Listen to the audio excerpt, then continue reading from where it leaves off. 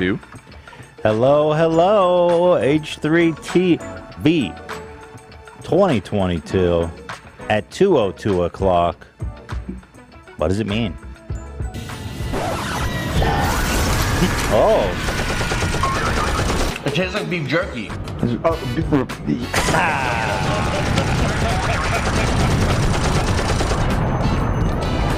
Is this? Oh. I gotta do my own voiceover of that. Is it not H? Oh, it's off the rails. Right. It's all melding together, guys. Let's be honest. But welcome everybody to the show. We've got a great show here for a change. Unlike all the other episodes. Sponsored by Harry's Razor, Babbel, and Stamps.com. Action-packed episode. We actually have our first, I'm going to say first, but our first on-field segment using our cutting-edge new technology. Cutting edge. We have Love as our Swedish correspondent here, heading over to IKEA for the first International IKEA World Cup. He is going to be performing a series of Swedish feats for you all, live from IKEA. That's right. He is going to be performing 5 major categories: Fika Time, Furniture Friend, Fredagsgurken Forever, Fredagsm. Man, I have no idea how to say that. Fika for life.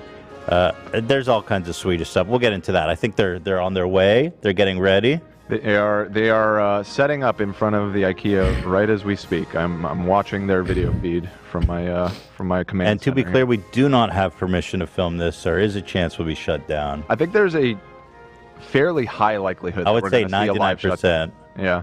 Well, once they see Love's outfit. Right. Sam has decked him. Do we have a photo or anything? In the custom IKEA fit we've made for him. Right. What does that sound? I'm actually being told that they're ready. Okay, let's just get right into the. Well, also today we have planned. You guys know that. Wow, there's been some juicy drama developments. We'll get into after this segment. David made a whole podcast, essentially, I would say, blaming Jeff for the accident. And Jeff made a response video, and I've watched them all. We're going to get into that, but first we've got correspondents. We got feet on the ground here. So why don't we say hello to our Swedish competitor. There is Love. Now, Love, how does it feel? Oh, it feels like home. I'm finally at IKEA. I haven't been to an IKEA outside of Sweden any time, So I'm here to check the IKEA out. I'm here to make sure it's Swedish enough that it hasn't lost its Swedish, essence. And I'm also supposed to do some challenges, some Swedish challenges. So yeah, Awesome. What's the technology we've gotten, Dan, that's enabled us to go on? Because the last time we did this was Love at the Free Britney, which technically was a disaster. It was AB, but yes. Yeah. Oh, sorry, AB. Yes, that was definitely a disaster. We've set up with a cellular pack now, and so we have an actual camera. You're gonna have to mute his mic when he's not talking, because that shit is wild. Yeah, you got that, Zach? Yeah, pulled it down. Thank you. So we have a cellular backpack. What like the IRL streamers do when they're wandering around Vegas harassing people and stuff. Professional camera and professional camera. Microphone, not my phone, and me and Olivia share an AirPod. That was nobody's fault, by the way. It was just very. Well, it was last minute. We decided like 20 minutes before show to go do it. It was. I mean, it was a fantastic segment. But now, if we can go, so Cameron is with Love. Is that right? That's right. He's the man behind the cam. He's the man behind the cam. Behind the cam. The dynamic duo. Whoa. Oh, okay. So, Love, why don't you show off this custom fit here?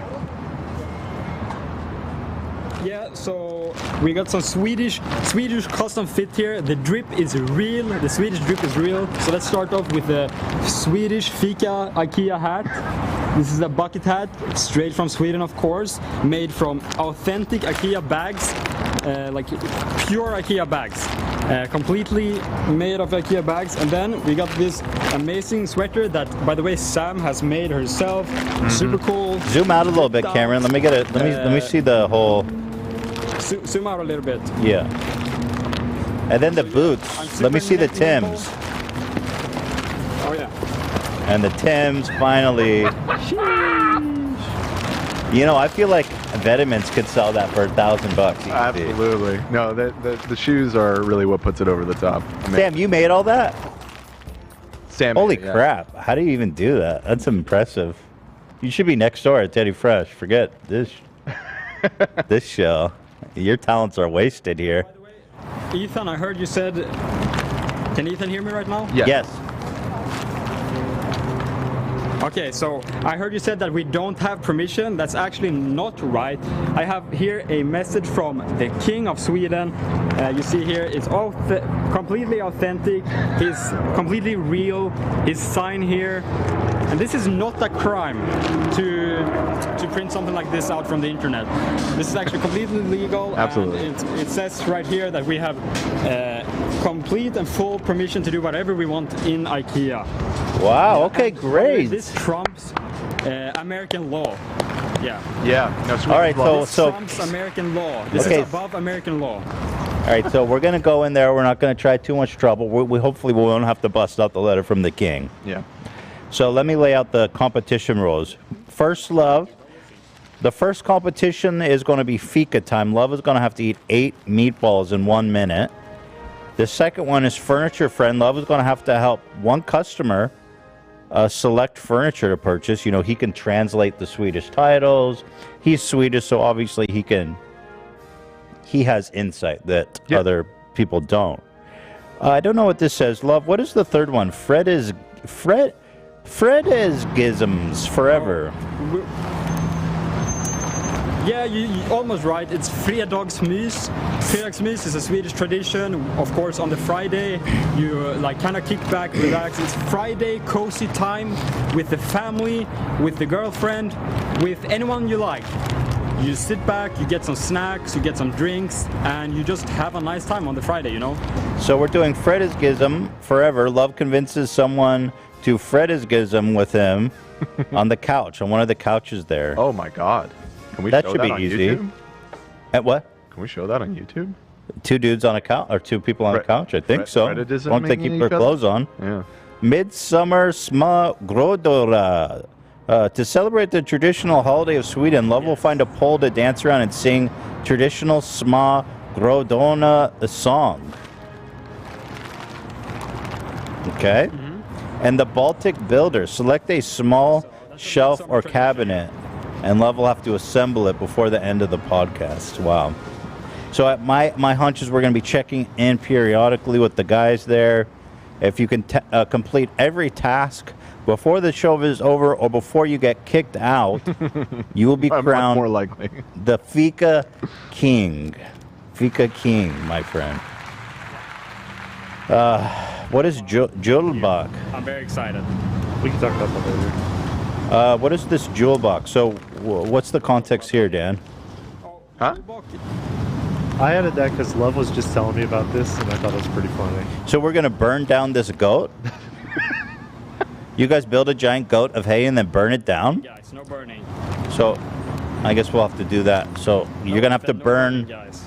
You're gonna have to set something on fire in IKEA for this category. No burning, guys. Come okay. All right. So check back in with us when you're ready. Why don't you start with Fika time and check back in with us when you're ready to report? Okay.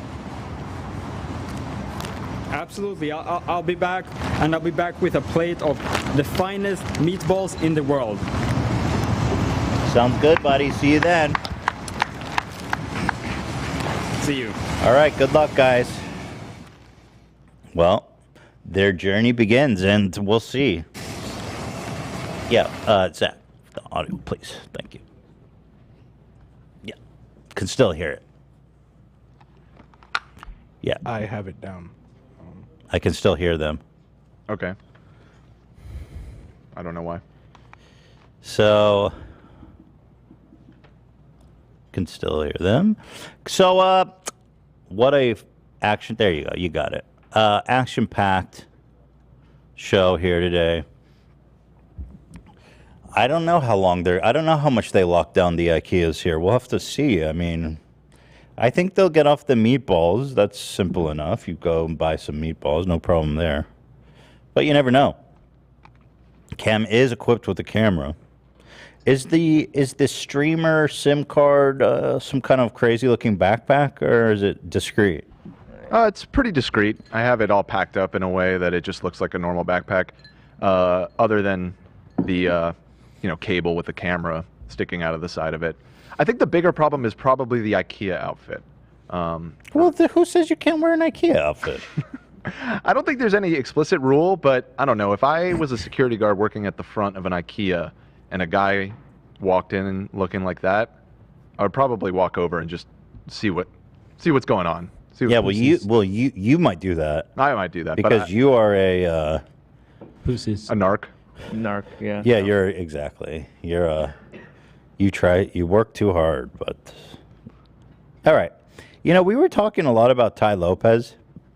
Oh, actually, quick update, because I have a phone link to them, and I'm hearing in the background they're already being yelled at by an IKEA employee. We'll pull it up.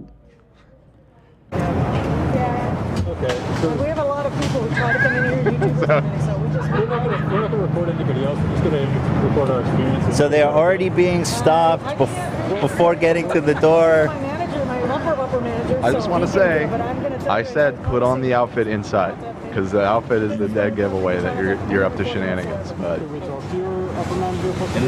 so they're It's a big ass camera. the camera is in the shopping cart. They're being yelled at by the security guard. They didn't even make it halfway to the front door. Live from IKEA parking lot. Turbulence already. Oh, I had a feeling. Love, can you hear me? What's going on there? They're still talking with the lady. So. I heard her say I could get my manager. Uh-oh. This is already being escalated. We just want meatballs, folks. We only want meatballs. Love, what's going on there? Boots on the ground. The first International IKEA World Cup is already in jeopardy.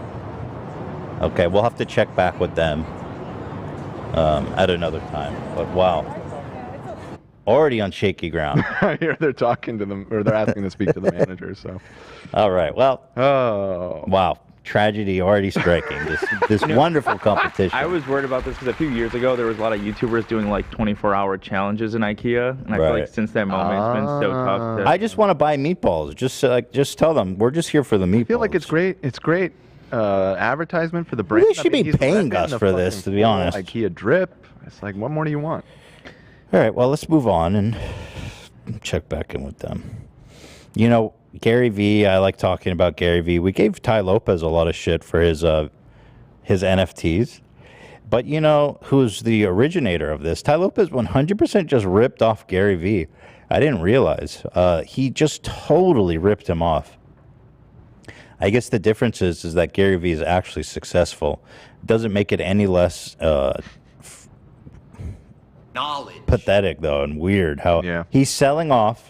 Go courtside with me. Courtside cat for 100 Ethereum. Oh my God. Now, why? What is that? Like $250,000 more? 300,000? Now, guys, I ask you, what is wrong with this world? I ask you. Mentor meeting. This other one. Mentor meeting mongoose. Oh, Jesus, you guys. Who wants to lose some money today? Exactly. Wait, was that Tai Lopez? That was Tai Lopez. Who wants to lose some money today? Is that what he says at his conferences? Well, that was a video Dan found. It was him talking on one of your mic's very quiet. For FaceTiming Gary V, you can pay 35 Ethereum, which has got to be around almost $100,000 just to own this FaceTime Fly. 95K. Yes. 95K. What the fuck? I can't get over this. Look at this kid. He's so proud of his fucking Fly. Shame on whoever bought this. Golly. I'll just buy a self-help book and read you quotes out of it too for $100,000. You know what I mean? So let's see how pathetic this gets. Jam session snail. You want to jam with Gary V for 80 grand? I hate it. Who wants me to take their money? You can go wine shopping with Gary V. Shadow me? Again, I love the intern one. That's my favorite. You can get coffee for me and for $50,000. So this whole movement, what do you think? I mean, AB, I'm going to ask for thoughts here on this one. What do you think? AB, thoughts? Oh, he's drinking conveniently. Well, you don't have to take such a long drink, bro. Just put the drink down. I gotta ask you, what are you drinking? Sorry, I'm getting really thirsty. Drinking ain't gonna save you, bro. What's going on? I was checking on love. #FreeLove. Gary V, yeah, that's expensive. I wouldn't pay that much to FaceTime you. Yes, you would. Play poker with me for $25,000. Work out with me. Don't you think it's corny to be selling? It's like he really values himself that high that he thinks, isn't that just a little icky to be like, come work out with me for $25,000? Bro, come on. These are your fans. These are your people. He's so cool. Why do you need to get paid? Selling? Like, has anybody bought this? So a lot of them are one of one, and they have, all of them have sales. I mean, it says last sale, so yeah. Well. Yeah, they are selling. Definitely. Wait, FaceTime 5? Is it really just 5-minute FaceTime? 5-minute FaceTime! For how much? Last sale was 4 ETH, so 10 grand, almost. $12,000. $12,000 for a 5-minute FaceTime, bro. Wow. He's just doing cameos now. Basically, this is a glorified cameo. I heard you can FaceTime AB or Zach for like $20. Yeah, Seems like a how way does that better make deal. you feel, bro? Yeah. My mom does 5-minute cameos for people. Right. Wow. Embarrassing. Hey, guys. Oh, guys, I'm doing a competition for our fans only.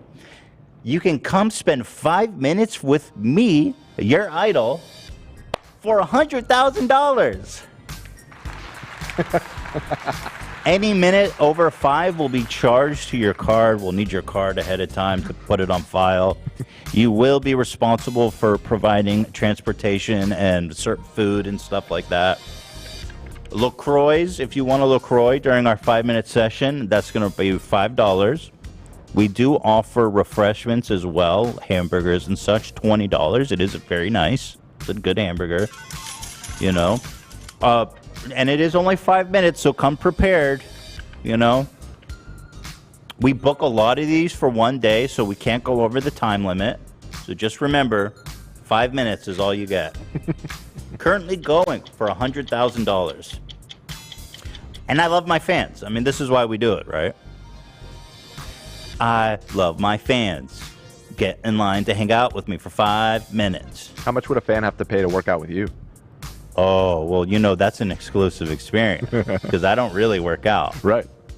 Oh, that'd be, I don't know, $250.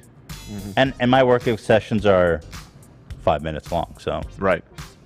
Bring your own weights, obviously. You will not, you can't use my equipment just for sanitary purposes. Yeah. So you're going to have to bring your own equipment, or you can just watch. Well, for COVID reasons, too, you probably shouldn't even be in the same room.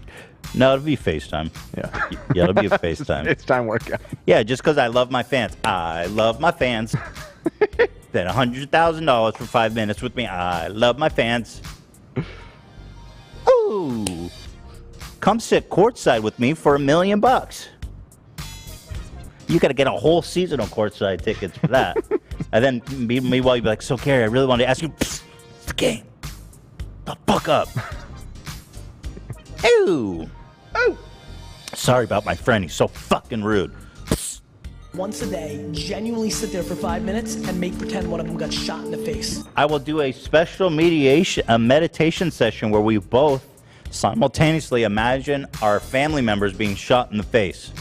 $500,000. Therapy will be provided separately by your own cost. Therapists will not be provided. I don't know, man. These guys are all scammers. Huh? Oh. We have a Love and Cam update. They seem to be getting yelled at. Okay, pull it up. Hi, you guys. Oh, really? Oh, I thought that was a coffin first from the boots. Dang. So Love and Cam are being What the hell? confronted by what looks like a security guard. There's people in there who usually, like, for next time, if you guys know, they bring in their own bag, like the blue bag. They put their are stuff in the blue bag. still not even close to the entrance here. Well, I hear some laughter between them, so maybe it's, you know.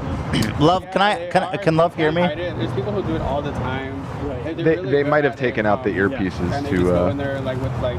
Let's hear it. Just be like super incognito. All right, we gotta run. All right, so we'll check back in with them, but it's not kill the going audio, well. thank Not you. going well. No. Still not even close to that door. I had a feeling. Man. I kept saying, don't wear the jacket up to the. You got to put But the that jacket in intro the shot backpack. was. I mean, it was a beautiful shot. Don't get me wrong. Yeah, it was a lovely introduction. They had to do it that way. I agree with that. Ian and I scouted the place yesterday, and we gave them very explicit instructions what to do, what not to do, and guess they didn't follow them. You see, there's some advantages to just being on an iPhone and some AirPods. Oh, absolutely. Oh, You can for do sure. anything there. Yeah. Well, it's just again when you're walking in the front entrance, Right. decked out. Listen, like, it's you're part of the gonna draw some competition. You're gonna draw some attention. Love What couldn't can you even do? put his hands down all the way because the jacket was really stiff. So Very noisy, too. They'll hear him coming. Ian, what did you say, Ian? They're leaving right now? They seem to be leaving. Uh-oh, Love's hold yelling up. at the camera. All right, wow. Oh, so Love is in the parking lot. He is out of his IKEA outfit. Yeah. What's happening, Love? Yeah. Can you unlock the car? We're gonna go back in, buy some stuff. Obviously, we're gonna leave our video equipment out here in the car, you know. And we'll go back in and see if we can find anything to buy for the last challenge at the very least. I'm gonna buy some meatballs for myself too, and then some Swedish caddy, and then we're gonna head out. So did you present them the letter from the king, Love? Did Yeah, you that explain? work.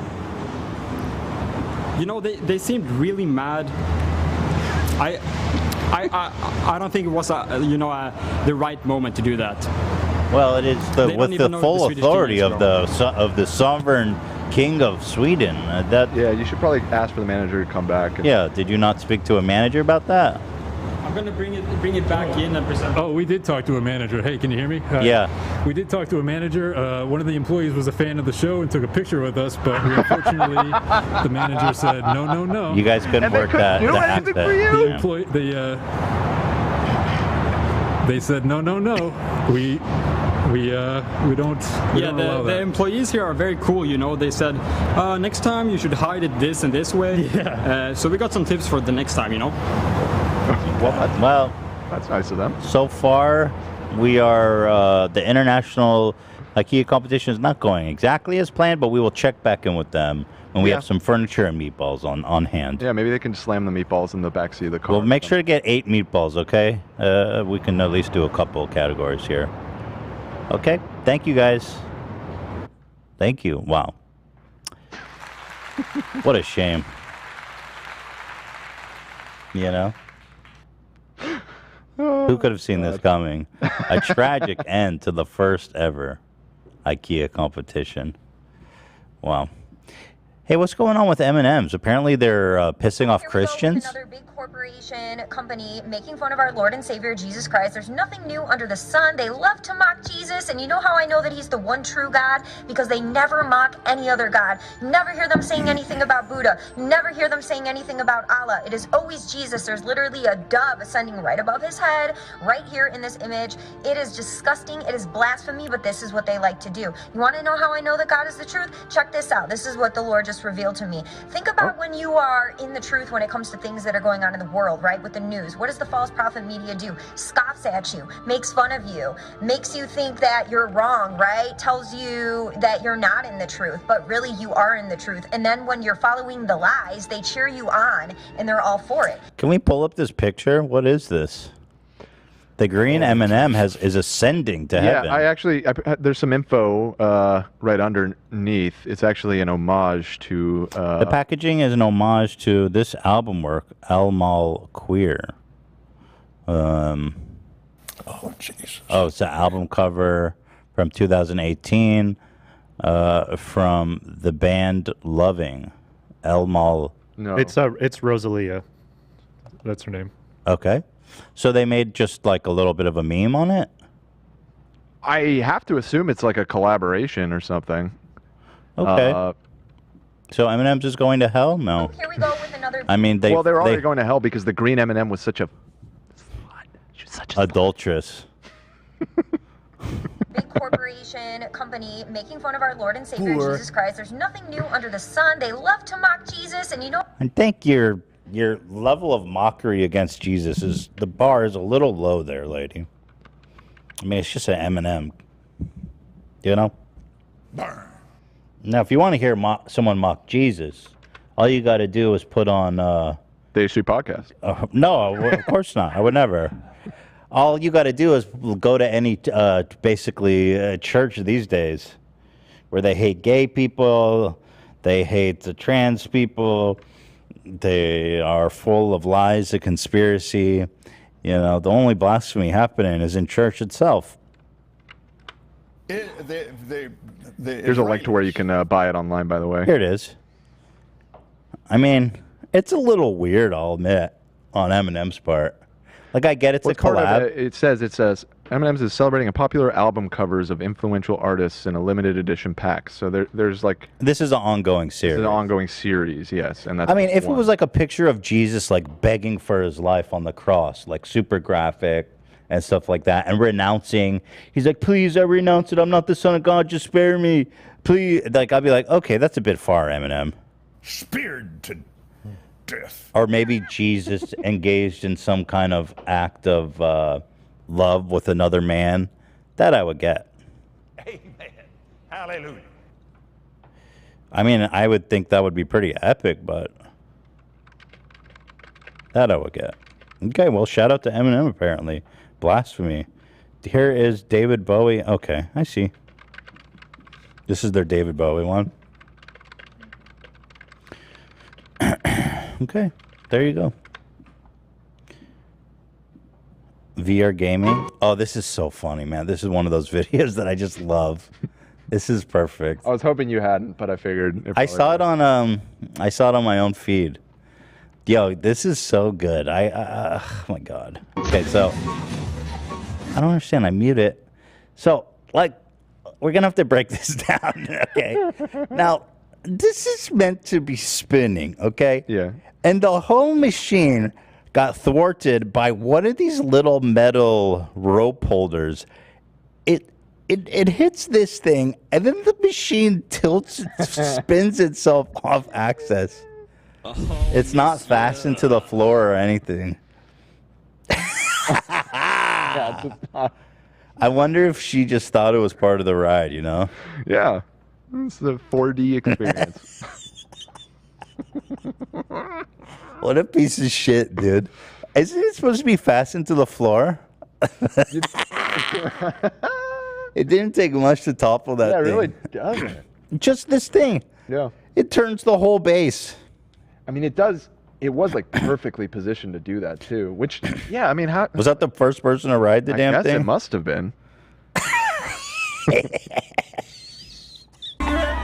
Just imagine, like, you're filming it, right? You're like, this is gonna be awesome, and your friend just gets blasted off the stage.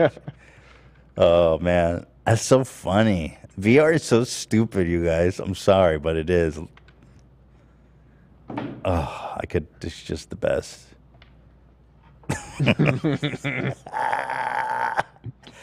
Oh, and she's all like, her feet are fastened down, her arms are fastened down. She can't move. She's just in for the ride.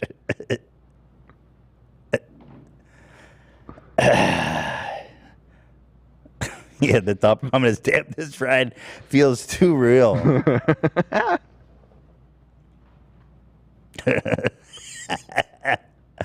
There you have it. Yeah, I knew. VR technology is really coming along. It has really come a long way. I knew that one was gonna be a hit with you. Before we move on, we're actually already at 30 minutes. Yeah. No shot. So I work Every year is getting shorter. That's my day job. Never seem to have the time. Let's watch one more. This this guitar player exposes that Machine Gun Kelly when he's on stage playing his I Fell in Love with the Emo Girl. Is that song popular, by the way? Is that like on the Billboard charts or anything? I think it is. It's definitely on the TikTok chart, which usually means that it is on trending. Yeah. Sometimes people use it ironically on TikTok. Fell in love with an emo girl. Well, this guy's like, dude, you're not even playing the guitar. He has the there's like a switch on the electric guitar, and when you put it down, it just cuts all input or output. Here, check it out. Today we got an interesting new guitar in, the Machine Gun Kelly Signature Schecter. This guitar has a pretty interesting feature. It's called a kill switch, for those of you who don't know. You flip this in the down position, cuts off all the volume, making it completely silent. That got me wondering, how does MGK use this in his live performances? Let's go take a look. Okay, Exhibit A. Let's zoom in, shall we? Clearly in the down position here, but let's be fair to MGK. This is obviously from a music video, and people don't really play in music videos, so let's find a live one, shall we? Surely it's up in a live photo, right? Right? Okay, Exhibit B is definitely playing here. Let's zoom in. Oh, no, okay, definitely still in the down position. Dumbass. Surely there's some out there where it's not like that, right? Exhibit C, come on, MGK, don't let me down. Dude. Oh, MGK duetted this and disproved it, says the audience. Okay, let's go. Where's MGK, baby? Wait, the chat is rallying for MGK? We have a few. Watch MGK duet. He disproved it. Okay, pull it up. MGK posted a reply mentioning he was wrong. I mean, not that he's playing like basic power chords, so I don't think he's shredding or anything unbelievable. But let's hear his side. You know. You looking for that, AB? He is one of the most important artists of our time. He is. I would be. This is a huge scandal that he's not. Yeah. To his credit, and I haven't seen his response. It's very, very possible, and I fucking hate this guy, that he could have the kill switch disabled. It's very possible. He disabled it. Yeah. Entirely possible. All right, here we go. This is big. MGK coming out with the. So I work here at Guitar Center. Facts enlarge it. Today we got an interesting new guitar. Machine Gun Kelly. Oh, he's being sassy. Yes. This guitar is a pretty interesting feature. It's called a kill switch. Well, hold on one second. You flip this in the down position. You reverse engineered it to go like this. Because when you go down, it's on. How does MGK use this in his live performances? So he's saying his is the opposite. Let's go take a look. Oh, tell me. Okay, Exhibit A. Let's zoom in, shall we? Sure. Clearly in the down position here. Yes, down. That's when it's on. Imagine getting fucking owned by Machine Gun Kelly. So let's find a live one, shall we? Rough for that guy. Okay. Oh, dude, he burned him. He said, "I mustache you." Yo, he's coming for his throat. Wow. MGK is savage. Wow. Why you made this live a video? I don't think the guy at Guitar Center is reverse engineering the guitar, just in defense of that guy. It's possible that they're just different. Well, one is mass-produced and one was probably made specifically for him, so it'd be slightly different how it works.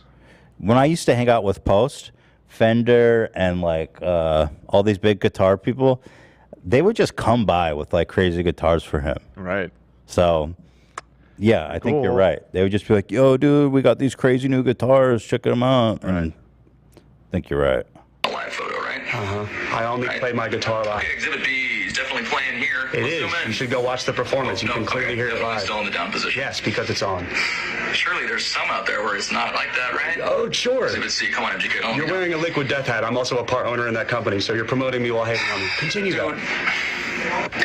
He's annoying. Even when he's right, he's so annoying. That's why I said it's brutal to get fucking owned by that guy. That's Why he owns Liquid Death? devastating. That's not the like. It's just water.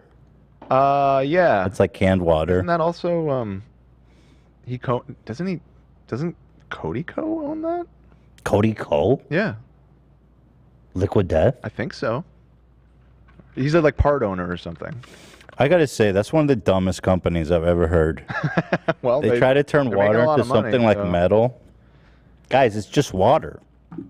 It's really just canned water here. Yeah. It looks like, Cody Co does, at least Really? part owner or he's early investor or something. Yeah. He has some association with it. I can't. Is this really going to go somewhere? Liquid Death lands $75 million more to expand the brand. Okay, there you go. When you can sell water for $5 per can, you really fucked. You really got us all good, man. How do you raise $75 million for canned water? I guess it's just that its marketing is so like viral, and like I think part of it is that it's so stupid that you remember it. You know what I mean? Yeah, but what about dropping $5 for it? Is it actually that expensive? I don't know, but like when you sell it like it's beer in a 9-pack, I'm assuming it's got a cost. Like how much does it cost for a? Let's see. On Amazon, a 12-pack of Tall Boys. Let's get fucked up on Liquid Death tonight, bro. A 12-pack's $15 on Amazon.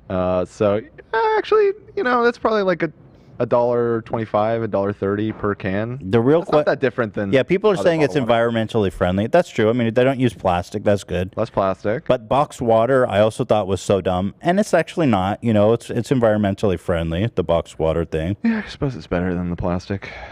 Maybe. What do I know?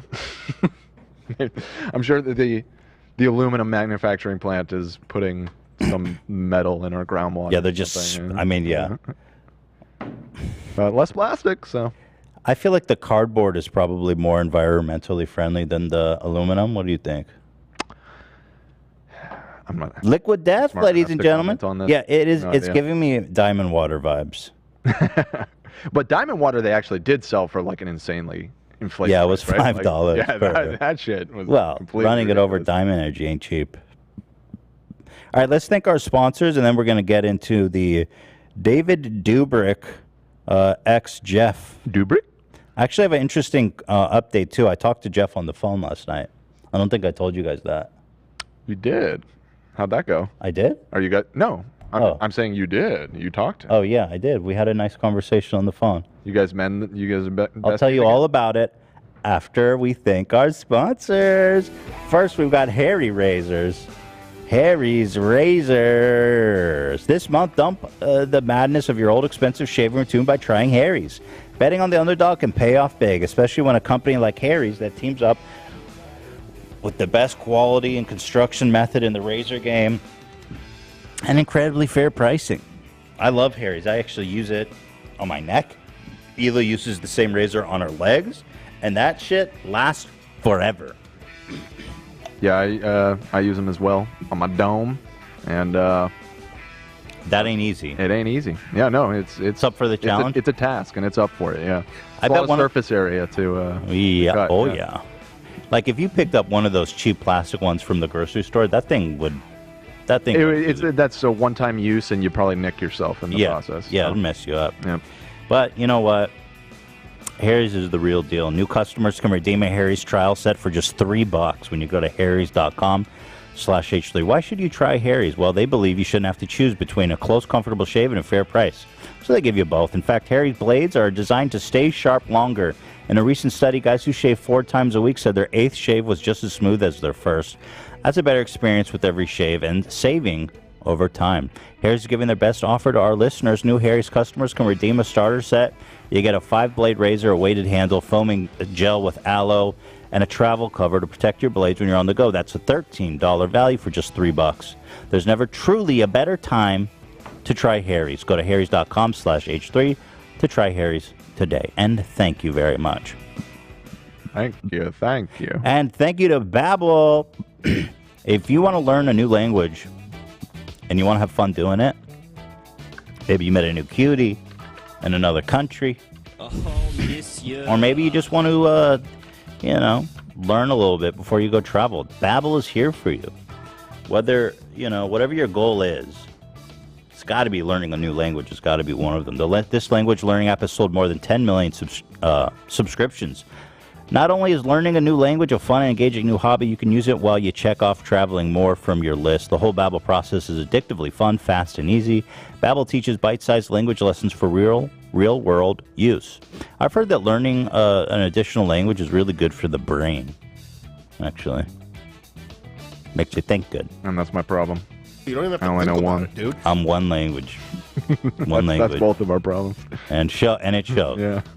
Babbel's 15-minute lessons make it the perfect way to learn a new language on the go. Other language learning apps use AI for the lesson plans, but Babbel lessons were created by over 100 language experts. Their teaching methods have been scientifically proven to be effective. And with Babbel, you could choose from over 14 languages, including Spanish, French, Italian, and German.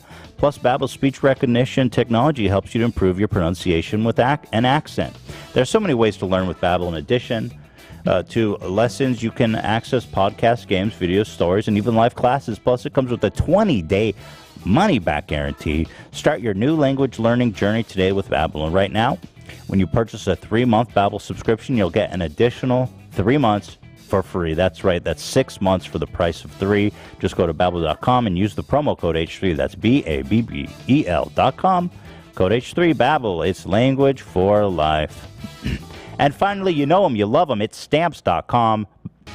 If you use the post office, if you use mail and you're not using stamps, you are just playing yourself because time is money. Don't waste either with repeated trips to the post office. Stamps.com, you skip the trip to focus on how to take your small business to the next level. Stamps.com lets you print official postage right from your computer and saves you money in the process, so you can spend less time at the post office and more time making your customer happy. Now, I've used stamps. I know, Dan, your girlfriend uses stamps. She does. For her art business, she sells prints and has a Patreon and stuff. She sends out rewards to people. So she's shipping stuff literally 5 days a week, and she's just got the printer right next to her computer. Simple as possible. You just it's got a little scale, put it down on there, prints the right amount of postage. Either the mailman picks it up, or you can just swing by the post office. Like, boom. It seems, if you're using mailing stuff, it just seems like no-brainer. This is the way to do it. You print it, you weigh it, you leave it at your door. That's it. You don't have to think about You don't it. have to Yes, think thank about you, it. Stephen. I love how Stephen's just become our unofficial endorser of products. Yeah, he's on board with all of Thank you, Stephen. sponsors. They've been for more than 20 years helping businesses, small and large alike, get stuff done. Over 1 million businesses. They give you access to the post office, the UPS services you need right from your computer, and you get huge discounts you can't find anywhere else. 40% off USPS rates and 76% off UPS. Whether you're sending invoices, doing a side hustle, or just a full-blown warehouse shipping out orders, Stamps.com is going to make your life easier. All you need is a computer with a standard printer. You don't need any special supplies or equipment, and you're up and running in minutes printing official postage for any letter, any package, anywhere you want to send it. Stop overpaying for shipping with Stamps.com. Sign up with the promo code H3 for a special offer that includes a 4-week trial, free postage, and a digital scale. No long-term commitments or contracts. Just go to Stamps.com, click the microphone at the top of the page, and enter code H3. Thank you. Thank you. Oh. All right, so let's get into it, eh? So, yeah, before David put out his podcast, did you watch it? Did you guys watch it? Yeah, I watched both of them. Yeah, I did too. They came out late. Yeah. Jeff posted his at like 3 a.m. I was like, here we go. What was your initial reaction to David's? Because the comment, I immediately went to the comments. Yeah. And it was just pure adoration and love and support for David, which I found bizarre because my initial take, and again, I'm not the biggest David Dobrik fan by now. You guys know that. But I thought it was disgusting. I was repulsed by it. And I was like, man, I can't be the only one here, right? I don't know. Did you?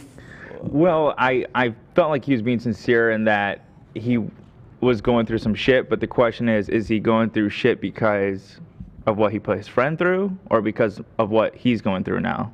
I feel like... Of course he's going through shit, but there's actually 2 real victims, which he's not one of the real victims. Right, and that was the conflict in my mind. He's like, I'm so sad. I should be making $50 million this year, but instead I'm only making 10. Okay, dude. Well, you almost killed your friend, and he has like a traumatic injury for life. So I don't know. But before all this happened, Jeff called. He texted me and he said, "Hey, can we talk?" I said, "Sure, yeah, let's talk."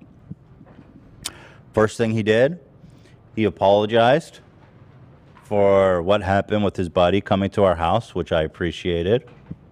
He said, "I don't have to worry about it. It's not going to happen again," which I also appreciated. I honestly was worried. I was worried. Like after we did the last podcast with the Italian, you know, with the wise guy character, I come home and I say, "Listen, I don't want no wise guys coming to my house. I'm no wise guy. I just play one on my podcast." You know. So, but anyway, that's nice. I appreciate it because I've been like real paranoid lately, you know. So Jeff apologized. His friend isn't coming. He told me basically that he thinks he heard through the grapevine that David was going to be dropping this podcast, or I guess they invited him to be on, and he said no, which I don't blame him. I mean, it's kind of weird for him to sit there. Jason called him and told him that it's going to be released. There's one point, I think I'm just going to watch the whole thing, but there was one point where Jason goes, "I think Jeff's going to be really happy about this." And I was like, what? I just found that so odd. Because they essentially blaming it on Jeff. The accident. And, well, anyway, yeah. So, David put his out late at night. And then Jeff put his out at like 3 a.m. responding. I'm not sure how exactly to go about this because I wonder if I should just watch David's and then we can kind of paraphrase what Jeff said because it's like watching the same thing twice. You know what I mean? Yeah, there's a few moments that I highlighted out of Jeff. So if you want to do that, watch David's and then just a couple of moments from Jeff's response to those big claims. Maybe the easiest. Yeah, let's do it. You know, something Jeff kept telling me on the phone was like, you know, that he has lied about things to protect David, you know, always to protect David. And let's just watch the dang thing. First of all, terrible title, discussing what happened. What happened? Is he talking about the essay or the excavator? I missed the mark with that one. Now, my hunch is you guys have probably heard there's a big documentary coming out by a huge creator that is meant to be, there's going to be very critical of David. Someone that was previously very close to him. There was a fucking press release. Why I got to tiptoe around it? Jeff said who it was. Casey Neistat made a documentary about David. They were very close and very friendly. And how I understand it is he was making a documentary about David, you know, being the rising star of YouTube. Because I remember Casey Neistat was a huge fan of David before he was even popular. Like when we went to the creator studio, Casey was there, David was there, and I remember Casey was like, "This guy, you got to follow him. He's going to be huge. He's a genius." That's how I became a fan of David because I watched Casey so much, and Casey used to always say his favorite creator was David. Yeah, he loved him. So Casey's been kind of tailing David for a couple of years to shoot this documentary of this rising star, and it turned in, and he captured all these controversies with Jeff and the Insider article, and it turned into what was supposed to be kind of like a nice puff piece into a extremely critical documentary of David. And I think David is scared about what's going to come out in this documentary. And I think this whole thing is trying to get ahead of it, personally. Because it's going to come out in like a week, right? Or it's being screened at Cannes in a week? I believe it's this weekend, yeah. I think South by Southwest. Oh, some film festival. Yeah. They're going to be screening it and live streaming it. So people will be seeing it this weekend. And what's in that documentary must be really bad because it seems like he's really nervous about it. And I think he's trying to get ahead of all that. You know, the guy hasn't said a word about this for years. He's been dragged and just silently standing by. All of a sudden, comes out this Saturday, we said. So where does it come out? Because is it South by Southwest or is it Cannes so that people can know? All of a sudden, the guy wants to talk about everything, you know? When Casey Neistat has basically gone against the family. You never go against the family, Casey. You understand? Casey, I brought you, and David be like, I made you, Casey Neistat.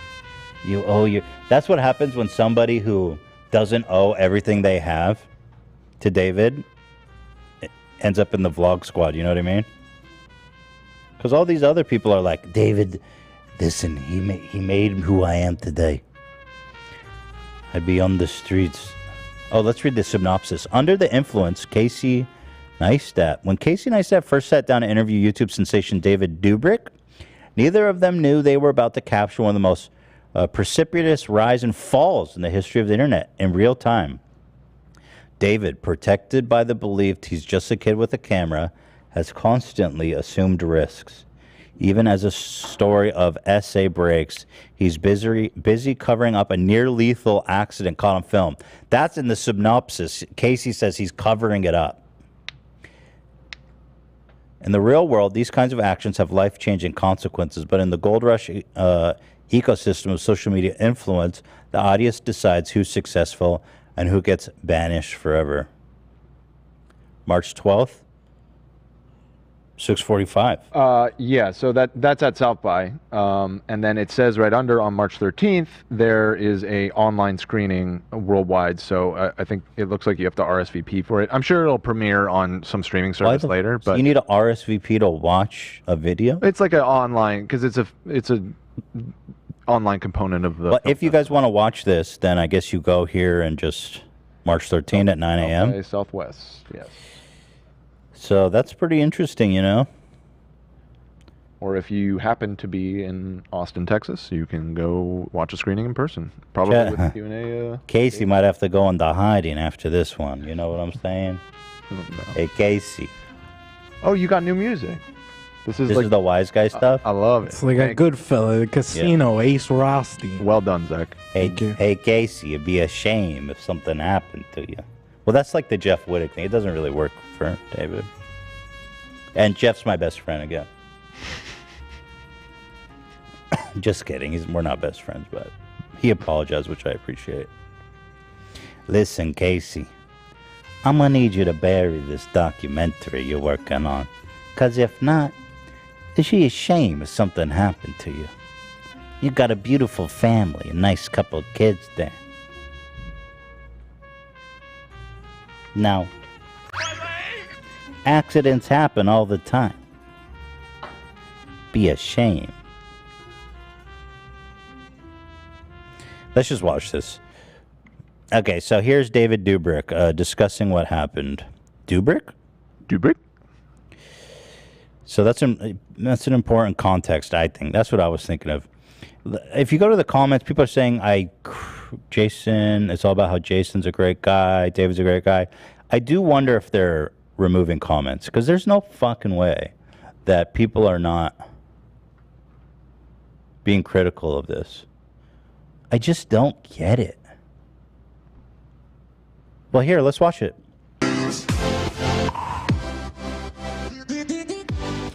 It's 53 minutes. The first 10 minutes, they don't really talk about it, so I wonder if I should skip forward.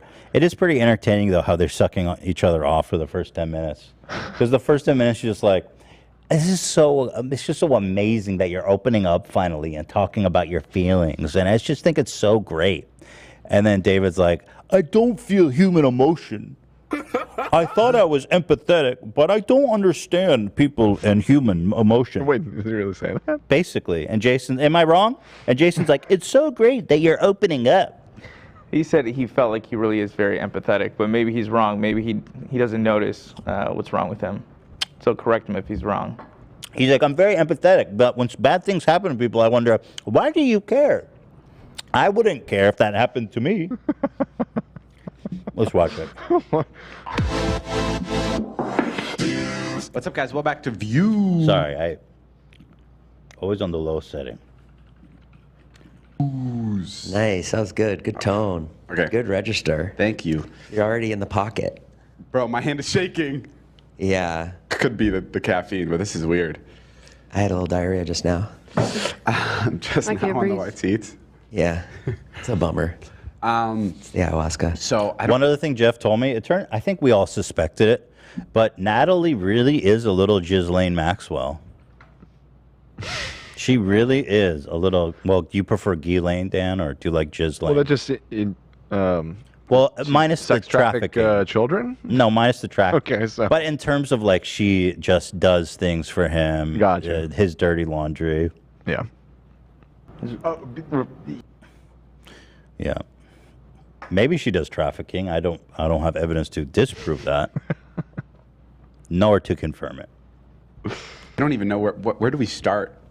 How do we even do this? This podcast has been building for some time.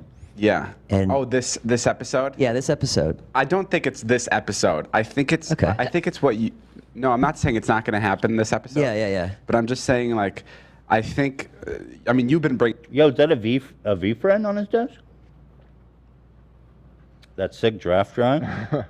That honestly looks too good to be a V. Yeah, you're right.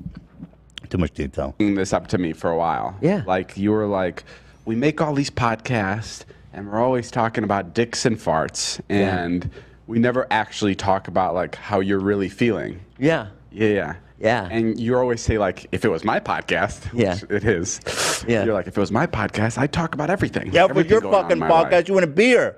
You owe everything to David. If it was your podcast, it wouldn't exist. Sorry. What are you chewing on? Apple. Oh, okay. It's done. I swallowed it. Thank you. I'm fucking David Dobrik. Don't you tell me about your podcast. You don't exist without me. Don't you understand? Shut your fucking mouth. You say only nice things to me. This is as soon as the camera's cut. He starts slapping Jason around. Yeah, he does. I heard David slaps Jason behind the scenes. Spits on him when he doesn't obey. Like, whether good or bad. I get away with that on my vlogs too. Yeah, I'll just be like, guys, I'm not feeling so good today, and then all the comments are like, it's okay, Jason, we love you. Okay. And I understand why you don't do that because when you started, when I met you, I used to do like one-man shows where I would like bare my soul to like 25 people. Like that's literally what I was doing before I. We should skip this. Yeah, I think let's just get to the juice because we're gonna be pausing every. This is gonna be a 10-hour. Yeah, exactly. So you're saying 10 minutes. Let's go. 10 minutes. Thank you. Yeah, I'm just going to seem like a dick because I'm just going to dissect every stupid thing they say. Well, maybe I'm wrong. No, it is going to be okay. Can I say something really weird? I noticed watching this that Trisha and Jason laughed the same exact way. Trish, and I've never seen anyone point this out, but Trisha has this laugh where she goes, just like that. And I think Trisha, no, not that one. And she laughs exactly like Jason. I think she stole Jason's laugh. Or like this. It's going to be okay.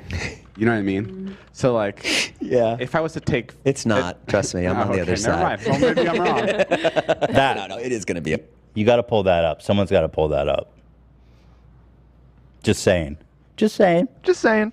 I'm telling you, pull that up, baby. Don't be fucking. Oh, there you go. You got to choose the family. Wait, he just played the soundbite. Isn't that the laugh that you're? No. Oh. You no. There's two heads of this family, and the other head might get mad. Just pull up the laugh. Who could? Listen, AB. We know who the real Don is. Don Ela. Don Ela. Listen, Ela's not here. We need someone to command the battlefield. There may be a time when she comes back. Maybe there won't. But until then, you follow my command. Or something bad might happen to you. Understand? Now pull up that fucking line. Honestly, I don't even know how I would find that. I mean, Somebody will come with the receipts. Check Discord. Someone's got it already. Yeah, someone Discord send it to me. Yeah, okay. No, but like that's how it is. That's how I look at it. Like this stuff can't last forever. Maybe it can. Maybe I just shot myself in the face with that. But well, there's a lot of issues on the table, and probably the first thing is Jeff. We should talk about that and what's going on, and how you feel about it. Right. Recently, Jeff, our friend Jeff Wittek, posted some stuff about me, just about the accident and about how things have been handled, and you didn't call him on his surgery, stuff like that. And I think there's things that I haven't really spoken about. I've never spoken about the surgery or the incident in general. So I think it's kind of time for that. And we asked Jeff to come today and be on the podcast. He didn't want to, and we respect that. Right. Because I would prefer to do that with him here. Yes, we do. You know, but that's also a reason I don't like doing any of this stuff. I don't like doing it either. I agree with you. I think like talking about someone when they're not in the room is like a really strange thing. Mm-hmm. I think you can tear open a person when they're in the room right next to you and like you're making eye contact, but I think it's a whole nother to talk about somebody when they're not there. Was that it? That's close, yeah. Do you see the resemblance? You pulled that up fast. Wait, now hold on. I got to go back to Jeff. We were at 10 minutes. Hang on, guys. This one of our Discord mods. I knew that someone had that. It's gonna be okay. You know what I mean? Okay, wait. So like, yeah. If I was to take, it's not. Trust me, I'm on the other side. Never mind. Well, maybe I'm wrong. Now play it. I'm just telling you, it's a very distinct laugh, and I think Trisha's still laughing like Jason. Percent of the answers are like, it's gonna be okay. You know what I mean? But I gotta go. So, like, I gotta nail the. Yeah. If I was to take, it's not. Trust me, I'm on the other side. Never mind. Well, maybe I'm wrong. Dude, it's identical. If I'm Moses, I'm saying, girl, you stop laughing. I mean, listen, you gotta drop the laugh. Just saying. I feel like I'm the first person to notice that. Yeah, well, I certainly didn't connect it. You're right. 5%. All right. Yeah, I gotta go back to that. It's just crazy good. Yeah. If I was to take, it's not. Trust me, I'm on the other side. Never mind. Well, maybe I'm wrong. No, it is gonna be okay. Because you know that happens, right? Like when you spend time with someone you like, you absorb their characteristics. We all seen that, have felt that happen. You could start to laugh like them, do mannerisms like them. I do find it very interesting. She's still got the laugh, though. You know? Just saying. All right, let's keep going. How you feel about it? Right. Recently, Jeff, our friend Jeff Wittek, posted some stuff about me, and I think there's things that I haven't really spoken about. I've never spoken about the surgery or the incident in general. So I think it's kind of time for that. And we asked Jeff to come today and be on the podcast. He didn't want to, and we respect that. Zach, can you pull the two laughs? Yeah, can you do that, Zach? Sure. Pull the two laughs and let's get those going side by side, okay? We have a comment. Someone from Simply1V. I don't understand why it has to be Trisha copied him. It's much more likely he copied her. He used her the whole time for fame and attention. Okay, I mean, maybe. Yeah, it's possible. Maybe it went the other way. We could track it. I think someone needs to CSI this. Find out who stole the laugh. Do a deep dive. When did they date? In like 2017 or 18? Like you could easily CSI this. Yeah. So find a video.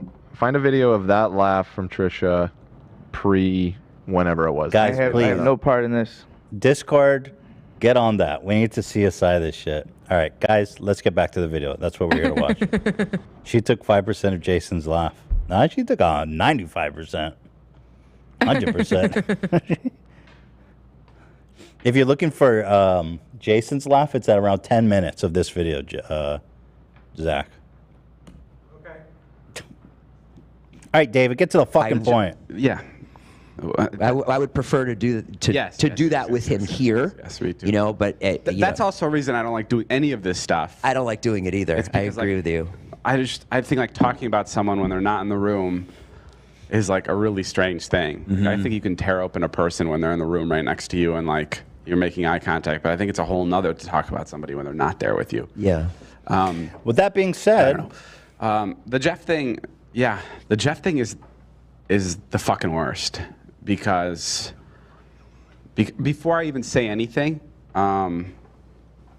like that day is like the worst thing that's ever happened to me, and I wish I would fucking do anything. Imagine how Jeff feels. The one thing that I feel is it's constantly, from his perspective, that he's the victim and forgetting that there's actually two real victims. And it's very much like, I am the real victim here. That was a very How can you say it's the worst thing that ever happened to you? To word it, yes. Like, imagine... I mean, say like that was the worst day of my life. Sure. I mean, I think that's valid. Like if you almost killed a very good friend, that could be the worst day of your life for sure. Yeah. But the worst day that's ever happened to me, is that what I worded it? It's just, it's a reoccurring theme. I may be nitpicking now, but you guys will notice it. And the other thing is, wow. I mean, I can't emphasize how close Jeff was to dying. And David would be in jail. He would probably be kicked out of the country. He would literally lose everything. He wouldn't be sitting here with his friends and his microphone and his fancy set and all this. He would be gone, either in jail or back in Slovakia. Whew. And he should be kissing Jeff's feet every fucking day and thanking him. Thank you for not dying. Thank you. Whatever you need, please. Thank you. Anything to take that day back. My hand is shaking. How about using two hands to drive the excavator? Like, yeah. I mean, anything. Like, I'm being dead ass. Like, I wish it was me. Bro, I can't handle that he just said dead ass. While talking about the most traumatic moment of his life. That took me out of it. Yo, that was so traumatic, bro. Like I'm being dead ass right crazy. now. Yo, I'm being Jeff dead right now. Oh, no. Bro, dead ass. Can you imagine like a Holocaust survivor? Bro, that was the worst experience of my life. Dead ass. My whole family got like exterminated. Dead ass, the worst. Inappropriate. Up there, I wish whatever. Like it's like it's the most unfortunate thing ever, and I think and it's it's an accident. That's what it was. It's an accident. Like I also want to make that clear. I don't know. It's an accident of negligence. You understand? Of course, you didn't mean to do that, but it was an accident that was caused by your gross negligence as the organizer and the driver. That's why charges like manslaughter exist. It means you didn't mean to kill somebody, but it happened because you were irresponsible. You made an accident. It's not just an accident, right? There is fault here for you to own. People think that there's never a world where I would ever want that to happen to a person. I was never up there like driving the thing wanting to hurt him or whatever it was. Like, of course, and nobody's accusing you of that. So it's kind of disingenuous for you to like address that, which nobody's saying you intentionally did that. The thing. And I think recently, so Jeff's got... Wait, Jeff had a friend who said he did it on purpose? Who said that? Our friend. Oh, our friend, yeah. Friend of a friend. He might have done it on purpose. Sick. Well, it's safe to say he may not be he's the muscle for a reason. You know what I'm saying? Forget about it. Never happened. He's the muscle, not the brawn. Or, well, I guess brawn. He's not the brains. He's the brawn. Right. Yeah. Angry recently with me. And I don't know. There's a lot of layers to it, I feel like. And you can correct me if I'm wrong, but I think one of the main reasons Jeff is bummed with me right now is because he saw me do an interview where I said something that I promised him I'd keep between us. And that's something he told you. He's talking about Casey Neistat's documentary. He did an interview for Casey. They'll get to it, but I'll just tell you now so it's not confusing. He says that the excavator thing was Jeff's idea. And according to David, Jeff begged him, please don't tell anybody it was my idea. Just confusing and weird, but we'll get into that, I guess. Yeah. And I figured that that's what it was, and then you reaffirmed it when you told me that he's pissed that I broke a promise. This is so hard to talk about because like I don't want to fucking sound. Yeah, okay. So it was the day of whatever it was. It was. You've never talked about the accident. You want to go through it? Yeah, I mean we were filming a video, like my comeback video. I haven't posted in a while, and we wanted to do something exciting. And there was this YouTuber that we were collaborating with for it that like did these really cool like really cool visuals of like people doing the coolest things. And one of them was people are like wakeboarding, I don't know what that's called, while holding on to an excavator. And that was like one of like 5 things we were gonna do. That was like the first activity that we had planned to shoot. And yeah, the morning came where we were in Utah, we were filming it. And yeah, we were getting the shots, wakeboarding. And then I remember Jeff came up to one of my buddies, one of our friends, I don't know why I say it like that, and then later to me, and he was like, this is fucking boring as shit. What are we, like, preschoolers? Like, let's do something cool. And he said he wanted to swing from it, and I loved the idea. I was like, hell yeah, let's do it. So I remember too, like, right before we had gotten to Utah, Jeff, Todd, and I were all getting skydive certified. So we were like... So they're setting up this narrative that it's Jeff's idea. And this is all coordinated, right? So he goes, Jeff was like, well, come on, swing me around faster. Or something like that. What is this, pussy shit? Slam my face into this excavator, make it real interesting. And then Natalie goes on to establish more that it's Jeff's fault here. Ghislaine Maxwell here. She doesn't traffic in children. She traffics in human lives, apparently. Eyeballs. We had all done like 20 jumps out of an airplane. Like we were like high on life. Yeah. Right. I remember when we all like, the 3 of us had like this like air of like, not arrogance, but just like we had done something so amazing all together and we had this like bonding experience. Oh, yeah. And I remember like when we landed at the airport, we just felt like so cool. Yeah. And we were so ready to like we're like, oh, we're going to do all these like water sports and stuff. Like we were just jumping out of airplanes for a whole week. Like, yeah. And there was that like. Man, this set is crazy, isn't it? It's like so big and tall. There was that air of like excitement and like wanting to do so many different things and like being able to do. You guys were adrenaline junkies for like a week. Yeah, exactly. Right. And so they're being like, Jeff was all hyped up. He was crazy. He said, spin me around. Faster. What are we, pussies? I remember you took one van in the morning, and then I took everybody else in another van a couple hours later. Mm-hmm. And I remember going down, dropping everybody off, and I had to poop. And I remember walking down and looking at the stunt and being like, I'm going to check this out. I'm going to see what everyone's doing. And I saw it, and it was just the crane just taking people around wakeboarding, and it was pretty slow. And I was like, okay, that looks fine. Right. I'm gonna go poop. And it was really far away from the Rite Aid that I had to poop at. It was far from civilization, like 15 minutes. And by the time I finished pooping, Susie texted me and said, you guys were at Utah Valley Hospital. And oh shit, I didn't know you weren't there. Yeah, Jason wasn't even there. I wasn't even there, and that eats me up. That eats me up that I wasn't there. Yeah. I don't know what I would have done if, because I feel like, me and Matt King are always the ones that are like, hang on, You know, let's wait. Yeah. I mean, yeah. So go ahead. Yeah. So. Well, sorry. Yeah. And I remember like we had pulled up to that stunt the first day, and I remember walking up and Todd was wakeboarding for the first time. And this is like when Todd and I first started. So, I mean, am I right to say like we were all just having a good time, and then Jeff showed up and made it all crazy?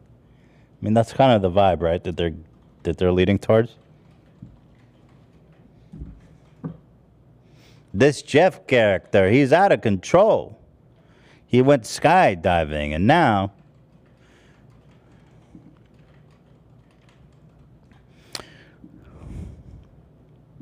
this was the day before. This is the day. That day, the day yeah. of. Yeah, it And was the- early that day. It was 7 a.m. You Yeah. started, yeah. And this is when Todd and I had first started like dating. Yeah.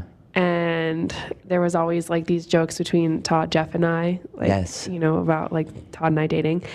And I remember Jeff was like, "Oh, Todd thinks he's so cool. Like, he's just like wakeboarding or whatever." And like, because he was like, we had just done all these things. We had just jumped out of a plane like a million bajillion times. Now we're just like hanging on to like a wakeboard. And there's like so many more other cooler things that could be done. And so I think that like there was just this air of like everyone was trying to like have fun and like do cool things. It was a comeback video. There was a lot of pressure on that. I mean, I think pressure on Matt. On that. Oh, I think there's a lot. I think there's a lot to be said with just that as well. Like, I think that's why I don't want to make the kinds of videos I was making before. Was there was this like pressure to perform. Like ultimately, what point that Jeff makes in his response is like, everything they're doing is for his video. They're not paid. They don't have benefits. They're literally there for him to make videos good. So this whole premise that like Jeff was there trying to make it more interesting and pushing them to do crazy shit doesn't matter, right? It doesn't matter at all because David, they're ignoring the fact that David was driving this excavator with one hand, recording in the other. Jeff makes a good point in his video. He's like, they've been going for 6 hours already. Like, David definitely had a handle for the control and speed of the excavator. And he's like, I wanted to do stuff. I wasn't looking to be parallel with the earth and get his face slammed into the excavator. So it's like a lot of... they're missing the big point here, which is that none of that matters because ultimately David is responsible. And I think even bringing any of this up about Jeff is super inappropriate. Like this was all your idea. If you're going to put people at the end of an excavator, you better have the safety protocols to make sure that that's safe. And he didn't. So I don't know. This feels like a weird collusion to try to manipulate people to saying like it was partially Jeff's fault, not David's fault. What do you got here on the right? This is a heavy topic, so I'm loath to interrupt here. But I do love eating some Swedish meatballs in IKEA. You got in? Okay. So have you tasted the meatballs? No. Not yet. All right, well, give them a taste and tell me what you think, first of all. I bought some extra meatballs, so we have around 12, 13 here, so I can afford having one. It's amazing transition. Yeah, this is a rough transition, I'm not going to lie. It's a bit rough. Not good? Yeah. But we might get kicked out. So are those the not meatballs authentic? are really good, actually, yeah. Yeah, we're not using the... We're back on the phone. We're back at Free Britney. Yes, we're back at Free Britney. Well, they were not able to sneak the camera back in. So. All right, guys. Maybe bring the meatballs back. Do we want to do the challenge? All right, just go chug the meatballs. Can you hear me now? Yes, we can hear you fine. Just eat the damn meatballs. Put those balls in your fucking mouth. God damn it! Just shove them in there. Okay. 1. Who's got the timer? 3. Oh, those are little, eh? He's crushing it. Oh, he's struggling. Oh man, he's not liking the Swedish meatballs. Yeah, everything's a lie. I'm liking them. It's a lot of balls in your mouth at once. All right, you know what? Oh, he's making good progress here. Okay. This is really good content here. Yeah. To interrupt with. Okay, slowing down. He's like a chipmunk with a bunch of balls in his mouth. He's Chad is saying that was a Wendy Williams transition. Yeah, it really was. All right, you know what? We'll check back in with Love. I didn't realize we were doing a Free Britney situation here. We're just trying to respect our Swedish coworker. He's explained that no matter what they're doing, no matter how hard the work week is, you don't take a break. I mean, you have to take a break for fika. Nothing interrupts fika time. That's true. Yeah, we're just trying very dedicated to the bit. All right, you got those pulled up. Is that also what's going on? Go ahead. Dude, that's insane. Somebody stole that laugh from the other person.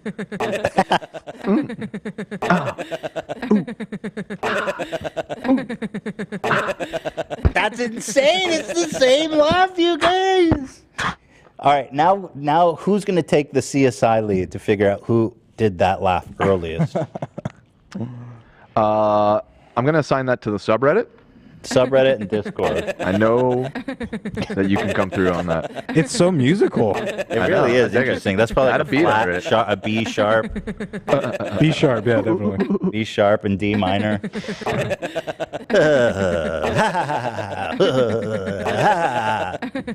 Just an observation. Just saying. Just saying. Stop! All right, can you guys not try to talk about this damn podcast? Okay. Thank you. Let's get back in. So where were we? Yeah, they're establishing that it's Jeff's fault. Or partially his fault, right? Like, he really wants people to think it was an accident, that it was Jeff's fault, that, yay. I don't think, what I just want to hear is like, I got carried away. I was wanting to do anything for videos, and I put my friend's safety at risk. That's it. None of this, Jeff said, hey, what is this, pussy shit? How is that relevant? Hey, Jeff went skydiving. He was crazy. Yeah, he wasn't controlling the excavator, bro. What does that have to do with anything? Literally, you endangered your friend. Let's just say that. So there was and not... This is spin. I don't know. I'm like 50-50 on it because it's like, on one side, like, that's how things are made that are great. Like, everybody wants to contribute. Everybody wants to make it bigger. Everybody wants to make it better. Like, that's how great. Yeah, usually people get paid for their work. I find it so insane that David doesn't pay any of the Vlog Squad guys, no benefits. And he asks so much of them too. It's really incredible. I gotta stop paying you guys, man. You just gotta want to make this show great to make something great. Definitely. You make your own YouTube channels and get your own fucking income. This exposure is my payment. Mm-hmm. Dude, that's the best. Yeah, whenever we need to lighten the moment. Yeah. Play them together at the same time. Wow, it's even like the same tempo. Dude, you nailed it. There's no denying. Someone says maybe I'm being biased. Biased on. But that I hate that I'm best friends with Jeff again. / hate David. But I mean, listen, David is the boss. Yeah, that's ultimately what it comes down to. No, he was the one controlling the excavator with one hand. That's your fault, David. Dude,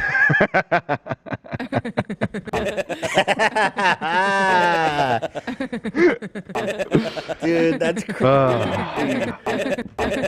Yeah, I mean, ultimately, even if he wasn't operating the excavator, even if he wasn't, it's his channel, it's his content. He's the executive producer. That's part of the gig, man. But you know what? Get all the money, you get all the responsibility too. And if you're gonna be in that position, you need to be able to identify a dangerous situation and stop it before it gets that far. Also, he goes, I learned so much from that. But that's not the first time. Like, Jonah almost died jumping over the pool on a motorcycle. Yeah. So, you already got lucky once with one of your friends getting seriously injured. Yeah, and it's a little more than just something you can shrug off as a learning experience, like almost murdering somebody. But it is way worse that he was driving. Thank you, Lena. Right, on top. It is way worse because he's the one who spun it around super fast. Mm-hmm. Thank you. Sorry. I just have this glass here. Just a little water. Thank you. But even, you know, even if it had been Natalie or one of the other people in the vlog squad that was behind the controls and he was just laughing from the sidelines, it's still under the umbrella of his show, you know? It happened on his watch. Legally, I mean, it's his liability. Yeah, exactly. But the fact that he was driving with one hand and spun it up right. just does make it worse. It makes it worse. Because he can't, if Jeff was like, I want you to spin me on an excavator and whatever, like, no matter how much Jeff did anything, it's fucking your fault, bro. Yeah. Jeff, of course, contests all this in his video anyway. Great things are made is like people have a motive and people have a desire to make something amazing. And I think that's what helped with my videos is each and every one of my friends wanted to contribute. And the reason they were so good is because all my friends helped me with the videos. And yeah, so like on one side, I think like that's exactly how something great is done. But on the other side, I could see how like that environment can get dangerous. So when we got to the hospital, Jeff was... What did he just say? He said, my friends are eager to make the best video possible, but it can be dangerous.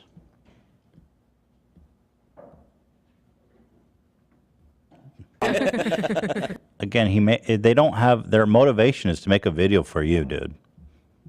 That's it. You're the only one making money there. Was in pretty good spirits. It's a really hard thing to like navigate when you're in the hospital with something like that because you don't know whether or not to be like super serious and caring or goofy, right? Like I don't know how to do that. And I remember Jeff told me to check my DMs, and it was a video that he found. Okay, like 15 minutes before the accident. Now this is wild. This is wild. Okay, go back here. Watch this part. This is important. Or goofy, right? Like I don't know how to do that. And I remember Jeff told me to check my DMs, and it was a video that he found like 15 minutes before the accident that somebody posted, and he said, "Let's recreate this." And it was a guy swinging from an excavator and flying off. I didn't see that DM till the hospital, and he jokes. He's like, "I didn't mean literally, haha," like he joked. So he says Jeff sent him, and he shows the DM, right? So he's clearly trying to pass. He's like, "Hey, I got the receipts. Jeff sent me this video," which, by the way, David didn't even see until the hospital. Right. So what the fuck exactly is his point he's trying to make here? Like, you were the one driving. Do you not recall that? Just trying to paint him as like a thrill-seeking, you know, maniac. Also, I think it was to demonstrate that if he wanted to put the blame on Jeff, he could have done it with this. He doesn't directly say it, but I think that's what he's trying to do. I mean, I know he's trying to do that, right? But he didn't even see it until he was already in the hospital. Which I think he's like trying to say, like, to clarify that I am taking responsibility. Then why show the DM? Like, why? He's literally showing the private messages of Jeff to make it look like it was his idea, which David never saw until after the accident happened. And you're the one that controlled the speed of the excavator. How the fuck would Jeff wanting to do this have any impact on the accident when you're the one controlling the excavator? He's showing the DM. I don't know. This shit just seems beyond the pale. It's disgusting. It's weird. It's just a blatant attempt to make it his fault. That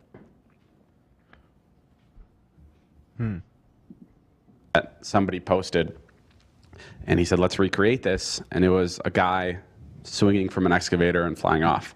I didn't see that DM till the hospital, and he jokes. He's like, "I didn't mean literally, haha," like he joked. That was the first time I saw the DM. He was joking. He was fine. He nearly died, and he was probably full of so many narcotics he couldn't feel a thing. But he told me it was all good. So, no problem. What's all this? I don't know. It's like, again, it's like, just say, I got carried away. I endangered my friend. Also, yeah, Corinna did it before Jeff. There's in the video documentary, you can see Corinna did it first. She gets super freaked out. And then you can tell, I think in the documentary, they show that David was like, come on, Jeff, just do it for the shot. It seems like David was trying to persuade him to do it after Corinna was like, fuck this is too freaky. I honestly don't remember if they showed it, but I remember Jeff saying that he kept insisting, but I don't recall if it was actually made the cut. I doubt it made the cut, to be honest. But yeah, he doesn't mention that Corinna did it first and that she got too scared and stopped. So once again, I don't give a shit if, who's that Daredevil guy who used to jump over cliffs? Evel Knievel? I don't care if Evel Knievel's riding in that thing. You're driving it. And that was the first time I opened it.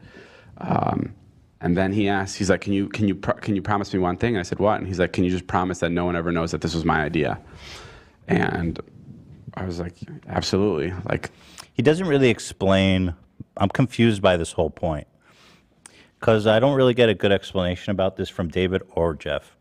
According to David, Jeff said, promise me. He's on his death. Jeff was like, this is so ridiculous that like he almost died. He's in the hospital with his eye coming out of his head.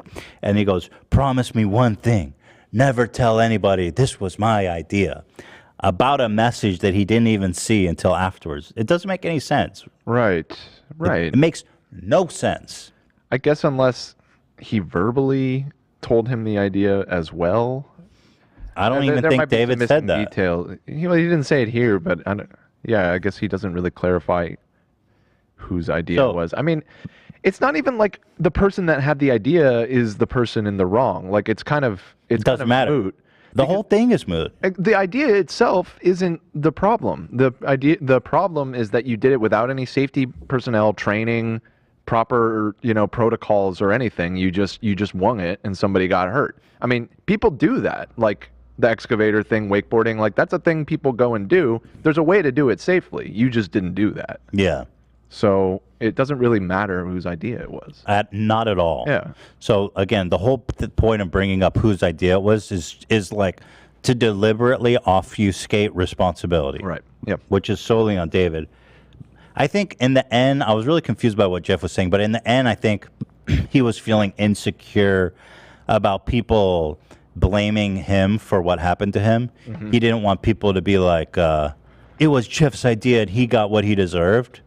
Right. He was afraid of that happening. Yeah. That's kind of what he said. Like, that was the best you do stupid shit, you're going to get hurt kind of thing. Exactly. He mentioned is an attitude that people have. I mean, I guess. Is that what you took from it, AB? Yeah, and he mentioned a similar situation with Jonah where Jonah got hurt and then they kind of all just made fun of him for it. Like it became a meme after the fact.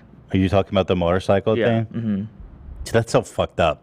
So I think, Jeff was like, I don't want to be ridiculed for almost dying. So don't tell people that this, I don't think, and in fact, the way that Jeff said it was like, I don't even think Jeff was admitting, hey, this is my idea. I think he was just saying, don't tell anybody this was my idea because I don't want to be ridiculed for almost dying. Mm. I think that makes sense, right? Mm-hmm. But the way David's saying it is like, please, this was my idea. I told you to slam my face into this excavator. Promise me not to tell anyone that I told you to slam my face into the excavator at 60 miles per hour. There's no fucking shot, That's not a big deal. And then that's the promise I broke recently. And the fact that these guys think that this is like interesting or compelling evidence to support him is psychotic. All of these people are psychotic here this is fucked up. It really is. Okay. And I had my problems with Jeff, but the way they're doing this is really disgusting. Am I crazy or you guys agree? Because the comments are universal to praise for David. Well, it's possible they're filtering it, but also it's on his channel. These are his fans. They're inclined to be on his side. Maybe they're not. Maybe they're just, he has a lot of people that are buying his version of the story. Mm-hmm. I mean, it's tough when you see someone, you're watching them for 4 or 5 years and you see nothing but positivity and good times. Like, no matter what you see, it's hard not to want to believe them, So, like, Dan said, majority of his fans. Yeah, I mean, they don't want to believe that David's a sociopath. Right. You know, they want to believe he's a good guy. This guy that they've been fans of for years, and so you know they're not gonna pick it apart the way that we are. Yeah, and I mean, people say his way of defending himself is like, of course I didn't do it on purpose. It's like, yeah, no shit. Yeah, I don't think anybody thinks he did. But I think it really just shows that David doesn't take responsibility for what happened to the girl, and he doesn't take responsibility for what happened to Jeff either. He sees it himself as it's all factors outside his control, and he's equally victim as the other people, as the victim of circumstance. Like, yeah, I set up a 5-sum and recorded it for Dom, who's a known predator. How could I know that something bad was happening? Right, and I guess I've done stunts where people get seriously injured.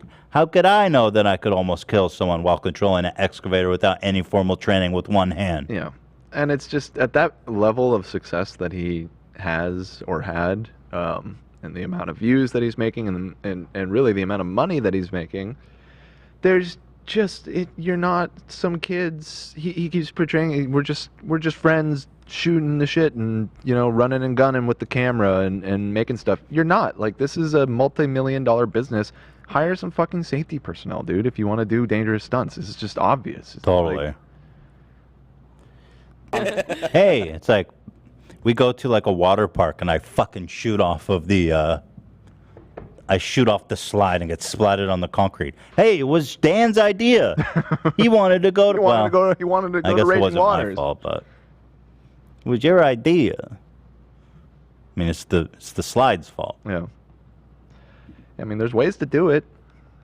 Jackass has existed for decades at this point. Yeah, just those made guys, another movie. I mean, they they do get- crazier shit than you've ever done, and they do it with medics on standby. They go through safety courses beforehand. 100%. There's ways to do it. There's the huge disclaimer: done by professionals, right? Supervised by professionals. We have a comment here. Trisha 100% started laughing like Jason after she was with him. So there you have it. Straight from Yeah, I didn't want to get too far off topic again, but straight another from one of Heather Petra. What you got, Dan? Well, another one of our mods said that it did a deep dive, and they came with some receipts of some various videos, including a Trisha laughing compilation. Okay, let's go. And Let's take a detour. The earliest instance of her laughing like that is in a video with Shane from 2018, and they started dating in summer of 2017. This is all according to I one of the knew it. Discord There's mods, no so- way. I don't feel that. First of all, Trisha's whole thing is like that she takes different identities and like, oh, I don't know who I am, and I'm not my own person. So I don't think there's any chance that Jason took the laugh from Trisha. Yeah. Let's be honest. People are spamming Ela cop emojis in the chat. Say what? So maybe we Yeah, should Ela get cop. back on the rails. It's such an interesting observation, isn't it? I can't disagree and I'm with not saying anything. It's just they have the same laugh. Absolutely. Get back on the rails, Ethan. Thank you, Ela. Yeah. She's right. Okay.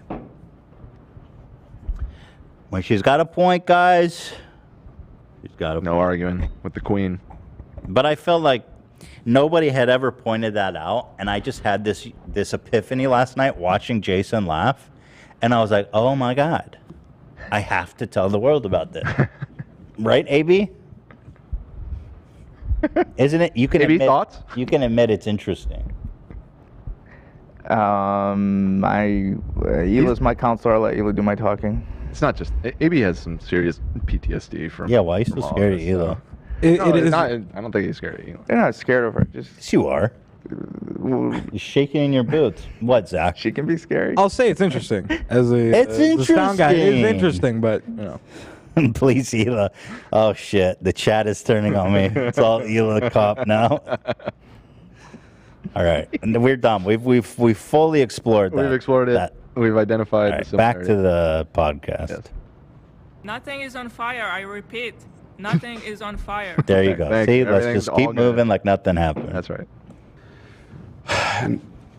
And I don't know. And here's the thing. I don't understand that bothered him so much. Because at the end of the day, I was the one fucking driving it. It was my video. I was the one sitting there. It's fucking clear as day. I am the one controlling the thing. He got hurt because I was driving. That's it. And I fucking know that. So why did he spend the first 20 minutes talking about how it was Jeff's idea? Like, he's muddying the water. And like I said, I would, any chance I would get, I would take that back. Any chance I would get. I believe that. So yeah, let me ask you a question. I believe that. If a magic genie came to David and said, you have two options. The accident never happened, or you almost kill one of your best friends. Or they said, either you'll go dead, you'll never had a career, you're back, you're just a normal guy, and Jeff's eye is healed, or you can live in the current timeline. Do you really think you would choose Jeff is healed? Hell no. Hell fucking no. I don't know well enough to say, but Hell no. it does seem like a stretch. Man, David would not fuck. He would pick current timeline every time. Yeah. Well. Sitting in his $1 million studio, his $12 million Encino mansion. Fuck no, bro. He'd be like, man, fuck that guy's eye. You know he would. That'll be the biggest regret of my life, my entire life. It's easy to say I would give anything when it's not an option. It's like Barry comes. I should get real. Really hope there's not a moment that I regret as much as that one. Yeah, I thought this was interesting. He goes. And you think that'll be the biggest regret of my life? We'll see. You're still young. You're pretty young, and you fuck up a lot. Something tells me it won't. My entire life. I really hope there's not a moment that I regret as much as that one. But yeah, and then we. It's like a pride thing. He didn't want. Okay. Yeah. Whatever it was, whatever it was, I was like, yes, I can keep that. And then it got like a little bit. But was it even Jeff's idea? Like, I don't think they showed that it was his idea. The excavator thing was David's idea. He went to collab with the guy. I don't understand this whole thing. Who gives a fuck? We started filming. So there's some things that I wish Jeff was a little bit more truthful on, but given the circumstance, it's so hard because he's hurt. So that's why I hate talking about this, because he is a victim. Like, he got fucking hurt. His face is crushed. He has to go to multiple surgeries. Like, I understand that. So it's like really tough, like going back and forth here are some when this is so like. Here are some. Yeah, like always, like, this is my biggest regret. The essay, not as much.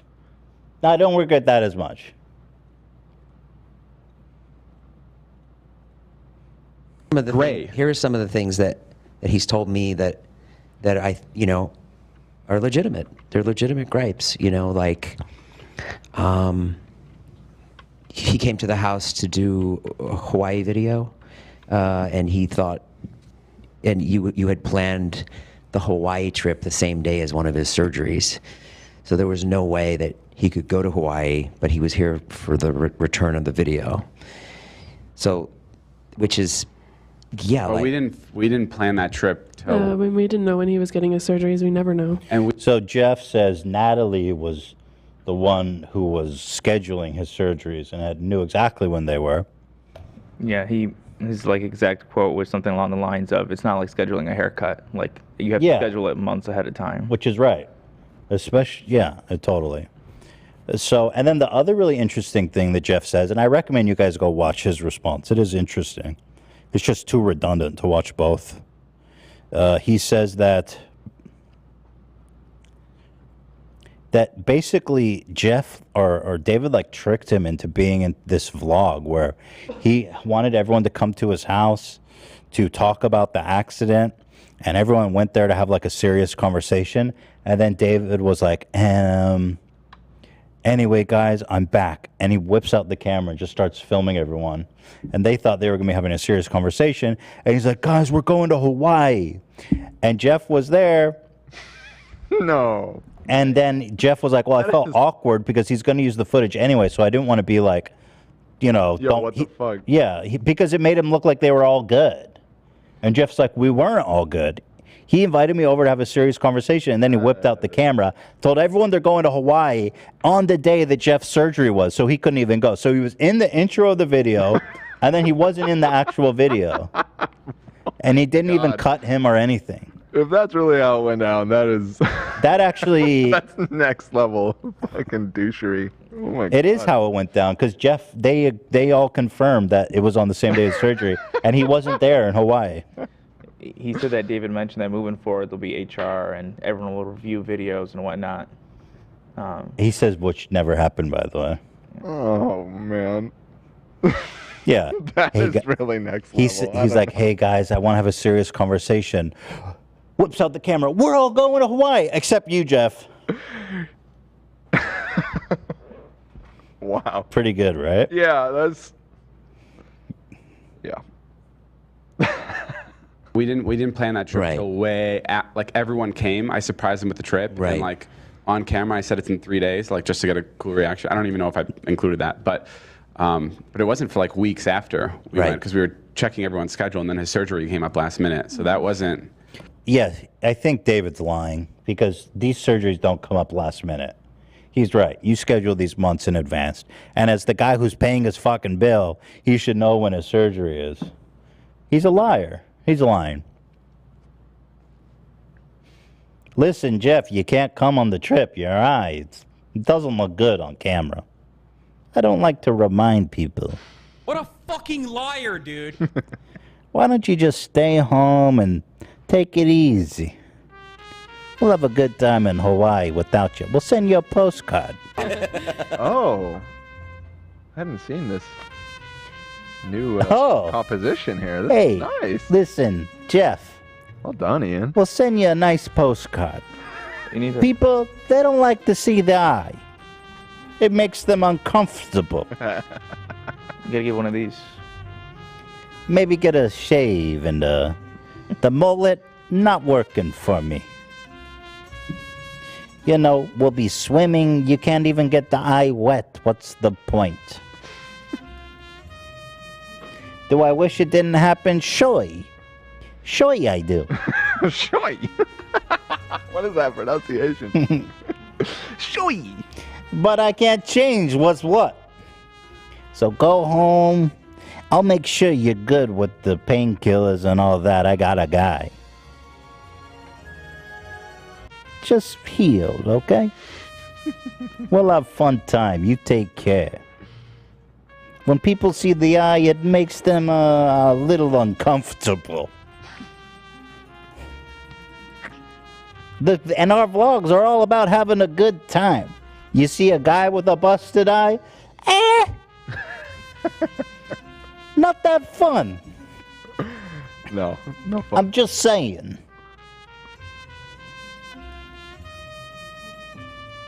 You just rest up. All right, take care, Jeffy boy. And stay out of trouble, all right? Good luck with the surgery. I hope it goes real good for you. Okay, Ethan. And the hospital bills, which is one of his gripes, and his credit is messed up, is what he told me. But you guys are saying that you have tried to pay the hospital bills, right? But his assistant hasn't reached back out. Well, let me get into that. Okay. I think it's a huge dispute. Jeff says he works with like a big time, top notch. His assistant is on them all the time. They say they never heard from his assistant. So there's a huge discrepancy here about what's going on. And what's real interesting is, again, and then they once again conflate. They go, I've been paying his bills this whole time. And Jeff never says he wasn't paying his bills. He just said that he was late and it fucked up his credit. Right. So he couldn't buy a house. And Jeff says something really interesting about Natalie, too. Like, they kept writing Natalie emails, and then Natalie goes, so what are you going to do? Sue us now? She said some really fucking obnoxious remark about that. Like, he's missing the bills. Oh, and then another thing Jeff said is that he was trying to get some experimental, like, stem cell treatment to fix his fucking brain. because he has brain damage. Yeah. And David goes, I'll go halves with you. I won't pay for it all. I'll go halves. That's fucking insane. I mean, why nickel and dime at that point? Like, Going when Dutch on someone's brain. You're committed to. It's the worst moment of my life. That being said, I'll go halves. I gave you a little brain damage. And David doesn't dispute that either, by the way. You know. Jeff also said he was waiting for like a sponsorship to come through before he paid him for it. And another thing Jeff said that was good is Jeff is not the first person David's blinded. He blinded his childhood friend. I remember we talked about and then he only paid for the medical research in a sponsored video. Yeah. Apparently it was like $50,000. Sponsors paid David like $150,000. So David had to wait to make $100,000 to pay for his friend who he blinded $50,000. Listen, it doesn't make sense unless I'm getting, I got to get a little taste myself. But can you believe the balls on this fuck to go? He's like, listen, there's this cutting edge surgery, stem cells. It's incredible. They take the cells, they stem, they spread, they heal. It's incredible technology. They say it can fix my brain damage from, when you slammed me into a fucking excavator. And David's like, I'll go halves. What? No, this can't be true. What do you got? The chat said it was a Triller sponsorship. Oh, yeah, it was. No! Triller sponsored his friend getting eye surgery. Yep. Oh my God! Yeah. I'm seeing some people in the chat saying that medical bills don't go against your credit. That's the truth in most instances, but not always. Just to clarify. I used to work in the field. I know. I mean, the medical field's so fucked. They could be like, hey, your eye's falling out. It's elective. Well, you don't need it. If you don't pay it, it goes to collection. That's what happens. Yeah, I mean, why? I've had medical bills back when I was poor go to collection.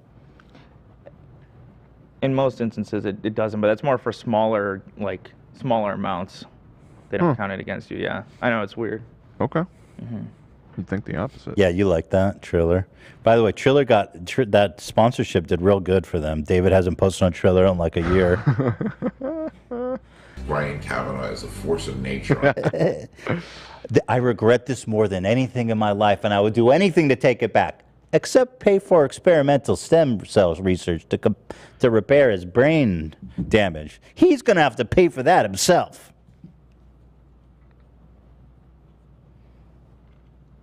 Yeah, I caused him brain damage. He's going to have to pay for that himself. I think the hospital bills. This is tough. I'm not trying to speak for Jeff, but I think it's fair that No. someone does. No. Definitely someone should be speaking for Jeff because he's not here. But that stuff is tough because I think it goes along with what I'm about to say. So, well, let me get to the should I talk about the hospital bills or should I go? I think we skipped a lot here. Yep. Okay, so go back. Okay, so let me go back. So then we started filming. There's a lot of things that I wish were more honest and transparent, and that was that it was Jeff wanted to keep the accident to ourselves for a while. I think he also just wasn't comfortable with the way that he looked. He didn't want to show people until he was ready. That's understandable. Right, and what bums me out is I see a lot of things. I don't know if he said it or where it was put into the universe that I kept this from people. I mean, for multiple reasons, I wouldn't keep that from people. That's interesting because Casey Neistat, who's a very fair, non-dramatic person, literally says in the synopsis of his documentary that he's covering up the accident. Said he's covering Yeah, it says up. that in the synopsis. I mean, I'd have to see it to see if that just saying is an accurate description or not, but... Well, Jeff said, look, dude, I didn't want to talk about it immediately, but that was 2 years ago, and this is the first time you're talking about it. So. But one, it's because it's his fucking face. It's his life. Like, he's allowed to share it whenever. And two, that would just be extremely... By the way, I just can't get over the fact that he wouldn't pay for the stem cell brain. Like, if he really cared, if he really felt bad, if he's really happy that he's not in jail for manslaughter, he would have paid that without blinking. But he's like, I'll go half with you? I mean, what the fuck are you saying, dude? That is just proof that he doesn't give a fuck. Really stupid of me trying to hide something as brutal as that. Like, I would never, ever do that. And that never happened. We were following his lead. So when he wanted to make a doc, like, I was there. Like, I was like, whatever you need me to do, like, however I'm going to be in this, like, I'll be in it. And I think the doc is where things started to get a little strange, because I remember we were in Utah. We went to like 3 or 4 surgeries with him. I'm not sure, back to Utah. Hey, who wants some Taco Bell or some shit? What's happening back there?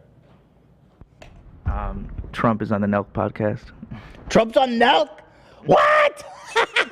Yeah, dude. Dude, those fucking guys are the best, man. You gotta love it. What a meeting of minds. Hey, Trump, you want some Happy Dad seltzer? 69.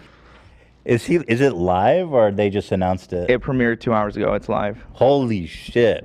They call them dumps.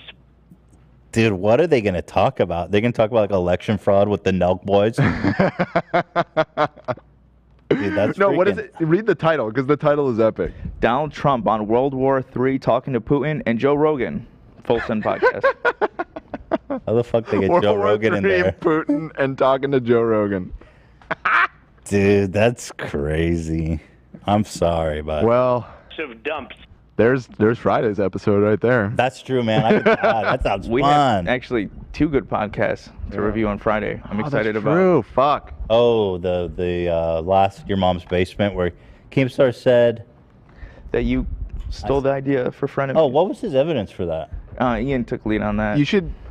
Let's save it. Save it. It's fucking gold. I He was says I dying stole listening to Frenemies this from him? morning. Is it serious or a joke? Oh, it's serious. Really? Oh yeah. Okay. There's some high level, discussion about the Ukraine crisis on this podcast as well, between Phase Blanks and Keem. Wow. I wonder who has the better analysis, Trump and the Nelk Boys, or Keemstar and Phase Banks. God, I so much to look forward to on Friday. Could hardly get through this. I'm so excited. I'm just spitting facts. Oh yeah, now. did anyone watch Mr. Beast on Rogan? Was that any good? I think Cameron Ian said he did. Oh, yeah. Right? I listened to it this morning. There you go. You listened to the whole thing? What'd you think? It's kind of like if you have like a science experiment and you're trying to explain it to your dad. And so it's like Mr. Beast's like, so we like, I walked like a marathon in big shoes, and Joe's like, whoa, that's pretty cool. Just over. That's and what I over was again. afraid it would be. And that's the whole vibe, because he said he knows of Mr. Beast through his daughter. His daughter's a big fan, so it seems kind of like, so you're like a cool guy, right? That's what I meant when I was like, so how do you make money on YouTube? Right. You can make money on YouTube? That's crazy. I mean, I know Joe Rogan made a lot of money on YouTube, so not a perfect That analogy. gets my dick Look hard. at- All right, let's get through this. You guys want to order food, though? I'm starving over here. I got food requirements. I'm down. Italian? Hey, does Yeah. anyone want some Italian? Who wants a cannoli? I want a cannoli. Oh, I love this backdrop. Yeah, this is great. Listen, I'm going to send him a message with some pepperoni and cheese. Get the vlog. Leave the eye. bring the camera. Leave the eye. Don't kill me for that joke. I've been holding that one in for a while. That's good. Funny. That's funny. I love pizza and I love people. No. That's very good. What do you guys want to eat?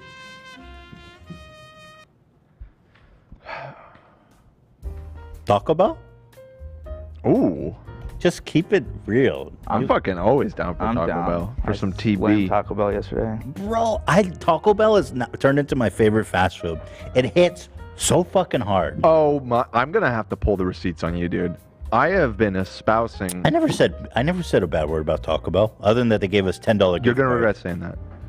Say what? You're gonna regret saying that just now, because there is video evidence. We years ago did fast food tier lists, and I was trying to argue for Taco Bell being S tier, and you were like, "No fucking way, that's like C tier." Yeah, dude. I was in a different place in my life. And that's okay. And I am glad that you've seen the light. I'm not trying to come down on you here, but You know, I'm not willing to say they're S tier. Maybe they're A tier. It's a mood. It's a mood. It's a vibe. The chat is saying gabagool. I can't eat gabagool. Gabagool. Look it up about it. All right, I'm gonna send my Sam. Can you order? she's not up here. She's Lena, can you order? She's already speeding down the road to Taco Bell. She heard that, and she jumped in her car. I'll text you my order. Yes. I want 20 tacos. We surprisingly seem to have a lot of Sopranos fans in the chat. They're making a lot of Sopranos references. It's a great show. Why? It's like the most one of the most popular shows. I feel like a lot of people like around my age aren't familiar. I'm surprised Zach hasn't watched it. Zach loves like mob movies and stuff like that. If Zach finally watches it, it will become his favorite show of all time. I'm pretty sure. Here, I'll give you guys. And actually, will regret it because he will endlessly quote it. Yep. I'll give you guys my Pauly Walnuts impersonation. You ready? What's that drink? The Baja Blast. Baja Blast, baby. Let's get blasted. Here, Ian, switch to me. Blasted. Boosted. That's it. That was my impersonation. What you got? I missed it. Okay. That's it. Okay. I see it. Seriously, dude? No, I'm kidding. It's good. All right, let's make our way through this, guys. Get your orders and tell Love and Cam too, because they might want some. Okay. Get your orders in to Lena. All right, back on track. And one of them, we were filming the doc, and one of his guys that works with him went up to Taylor and was like, we really want to make David cry in this piece. We really want him to know what he's done. And there was more of what he said to Taylor, but that was kind of the thing that resonated with me the most. And that's where I started to feel like, oh, fuck, like, what's going on here? Like, someone's not being transparent with me here. Okay, this is real interesting. So when Jeff is filming his documentary about the accident, and David was in it, he's saying they wanted him to cry. And that scared him. He felt like he was being manipulated. Even if it's true, what the fuck is wrong with showing remorse? Because David doesn't want to accept responsibility. He said, I felt like I was being pushed into a corner. What could he possibly being pushed into a corner? Being looked like he's responsible. What else? What other explanation is there for that? They were trying to make me show remorse, and I felt uneasy about that. Genuinely, what could he mean by that? To Taylor. Well, but that was kind of the thing that resonated with me. I mean, he the probably most. did feel remorse, but maybe just doing it on cue, I could maybe see. David's the guy who fucking lives his whole career telling people what to do. Well, maybe he got a taste of his own medicine and realized how that doesn't really work. Jeff said that they were basically like, did the whole documentary, and he didn't show any remorse. He didn't show any sorry. Jeff was trying to make him look good as possible in the documentary for a redemption arc. And he's like, we were telling him to show some remorse so that he didn't come out looking like a psychopath. And so David turned it into, they were trying to make me show remorse. It made me very uncomfortable. Yeah. You're probably right. If I don't know. I'm a person that like I don't cry very often, even when I'm pretty emotional. And like if I were asked to do that on camera, I would feel awkward about it as well. So I can kind of sympathize with what he's saying there. But what you're saying about Jeff trying to do him a favor. Jeff said it was 3 hours of footage and he showed no emotion. 30 hours. But 30 hours. Yeah. So he was like, Jeff, and I believe Jeff, because this whole time he's been trying to cover for David. Yeah. He was like, I wanted to do a redemption arc for you. I wanted everyone to come out winning. So I just find it really fucking pathetic that he's trying to act like they were trying to get him. If you were crying and showing remorse, it would look good for you. They weren't trying to do anything that would make you look bad. Yeah. So again, putting it on Jeff. David does seem to He does seem to struggle with normal human interaction, and I don't know if it's something inherent with him or if it's just the matter of him being super famous from. How old was he when he like hit it big on YouTube? Like 19, 20 years old? I don't Well, it think started so. even before then on Vine. Oh, just like as a teenager or whatever, and I think at a He was certain. pretty young. He was still in high school. I don't think so. I mean, I think he probably either has like maybe some Asperger's or some sociopathy that doesn't allow him to feel empathy. Yeah, maybe. Probably the empathy thing, because he doesn't seem autistic, although sometimes it's very minor, you know what I mean? I think he honestly is a sociopath and doesn't understand empathy. Yeah, I mean they say 1 in 100, right? Or That's is it a even lot. higher than that? It is a lot. It's whatever. I forget what the stat is, but it's like higher than you'd think. So. Yeah, I'm an empath, so I wouldn't know. Mm-hmm. Red flag. Red flag alert. I just feel things so strongly. I wouldn't know anything. If your bio says empath, I'm an empath guy. entrepreneur or philanthropist in your Instagram bio. I'm I'm into crypto. Yes, and hashtag. I have an NFT for a icon, and I'm an empath. And that's where I started to feel like, oh fuck, like what's going on here? Like they wanted me to show emotion. What's going on here? Some kind of hit job. Someone's not being transparent with me here. Like I almost feel like I'm being pushed into a corner. That made me feel really like uncomfortable. He and says scared. pushed into a corner. They says, we want you to show remorse. You're pushing me into a corner. What does he mean? No one puts David Showing, in the corner. accepting responsibility. That's it. Yeah, somebody said, and I think this is probably true, David's lawyers are telling him not to admit fault for potential lawsuit reasons. I've made that point in the past when we were talking about this. I think that there may be a lot of truth to that.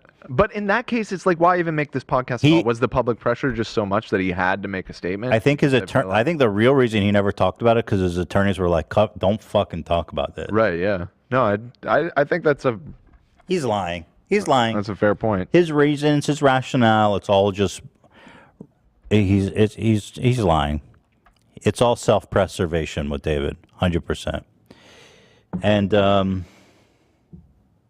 but yeah, I mean, at this point, he's fucked. Like, if Jeff wants to sue him, I feel like it's an easy dub. And from what I understand, based on, and Jeff told me he's going to sue him, so that's good. At the very end of his video, he says it. He says, "We'll let the courts decide." He goes, "I'm not going to beat your ass. I don't do that no more. He's a changed man. I'm an adult." He actually said that. I don't do that no more. He goes, "I don't beat up people no more. I'm going to sue you." He called off the hit. Isn't that an old Shoe Nice sound drop that we used to play all the time? Jimmy Lee. Oh, it's Jimmy. I don't crew no more. Yeah, I don't crew no more. I'm a dentist. Let's see. I actually put him in touch with some good attorneys, Jeff. So get the ball rolling for him. I think he should. Get a nice chunk of change. I'll go to Hawaii. Send you a postcard from Hawaii, David.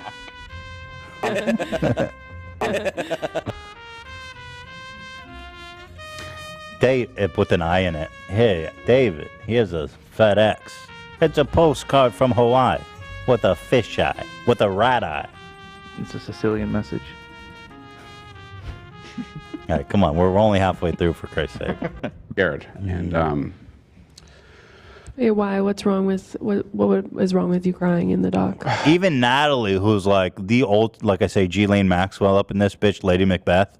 Even her, she's like, "What's wrong with crying?" Well, so what does he say? well, because it's just like a weird thing to say. It's just weird. I felt like it was like. Why? Correct me if I'm wrong, but She's asking because he said that someone told him to cry, and he felt like it was. I mean, I know you already went through it, but just to clarify what's being said. Like, she's asking what's wrong about crying, and he's saying that someone told me to cry. No, he already said that. Right. Yeah, I know, but. And he said it's just a weird thing to say. That to me felt like. I don't know. He can't explain it. It's just, it's psychotic. Like, it just didn't feel. It just felt weird. Yeah, and also I think you know. But why even bring it up? Like, he obviously can't unpack it in an articulate way. He asked me to cry. You see, he's a phony. The doc came after a bunch of other bad shit that happened. Right, and I think it came at the wrong time. And then a lot of other bad shit, which we won't talk about. And it's tough with like,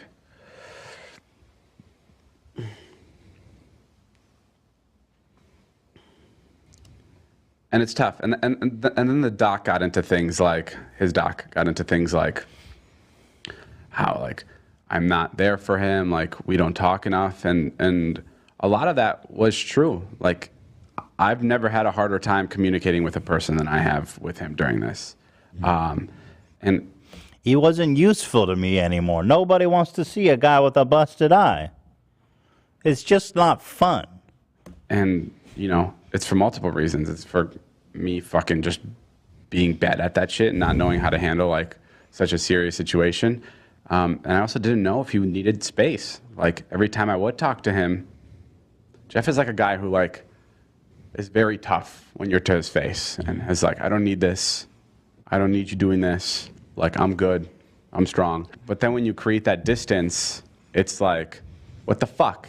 Yeah. He's not fucking, not talking to me. And then like, when my other friends would go talk to him, he'd tell him, he's like, if I ever see Dave, I'm gonna fucking beat his ass. Right. So it's like, and that happened multiple times from multiple different friends where he would like complain about, so like, I wouldn't know like, do you want to see me more?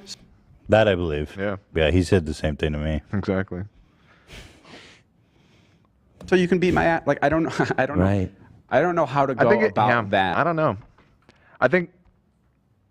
I know you think that he's a sociopath, and maybe because there are a lot of signs there, but I think it's also possible, like I said, it's just like this guy that grew up on social media. He's been in the spotlight since he was 16. I think emotionally he's extremely immature because he doesn't have real relationships in his life. And maybe that is a byproduct of being, you know, sociopathic or something like that.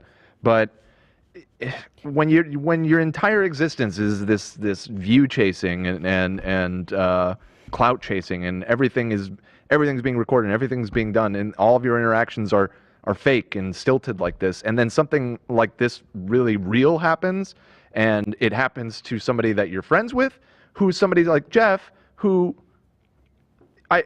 like David just said, is kind of unhinged at times, like threatening to kick his ass if he talks to him and stuff. I think I kind of believe him when he just says, I had no fucking idea how to handle this situation. I think there's some truth, but I also think he's conflating a 2-year period.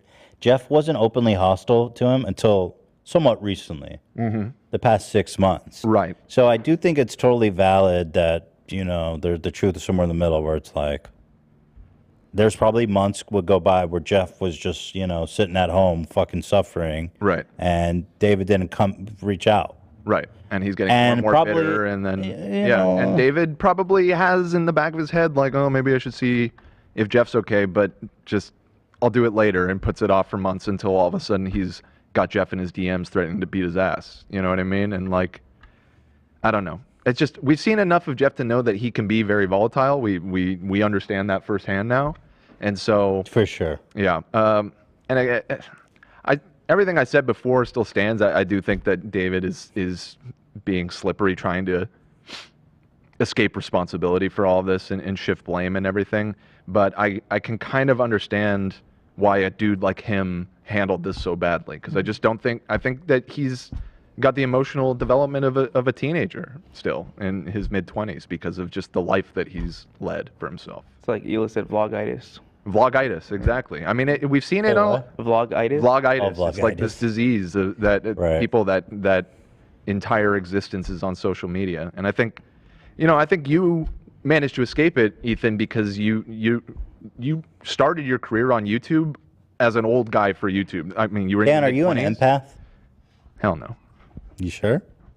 Hell no. I used to be. You might be an empath. Now I'm vengeance. I dropped that shit, baby. Well, regardless of if he's a sociopath or emotionally stunted or whatever, Yeah, okay, Jeff can't be easy to maintain a friendship for that with, especially when it's complicated. Especially when he's fucking brain damaged. Like I don't know how to gently say that, but yeah, he might. It might. If be he already was affecting inclined to be like this impulsive dude, I mean, you see it all the time with what's the condition football players get that make. I think it's CET, something like that. Or whatever. Yeah. I mean, that should. Yeah, you're right. I mean, on this one, it's hard to know, for sure. I'm with you.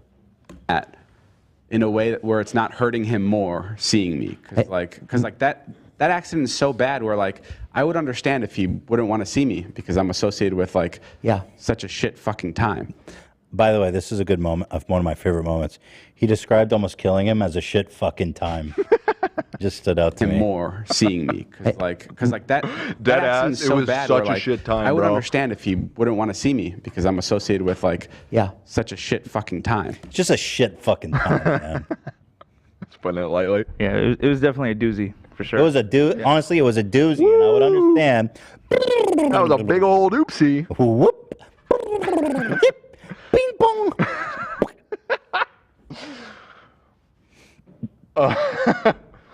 Just a shit fucking time. That was a man. shit time. Hey, when I cracked your skull open like a pumpkin. You remember you were dangling head up, leaking from your brain like a twisted up marionette? That was a shit fucking time. These sound effects.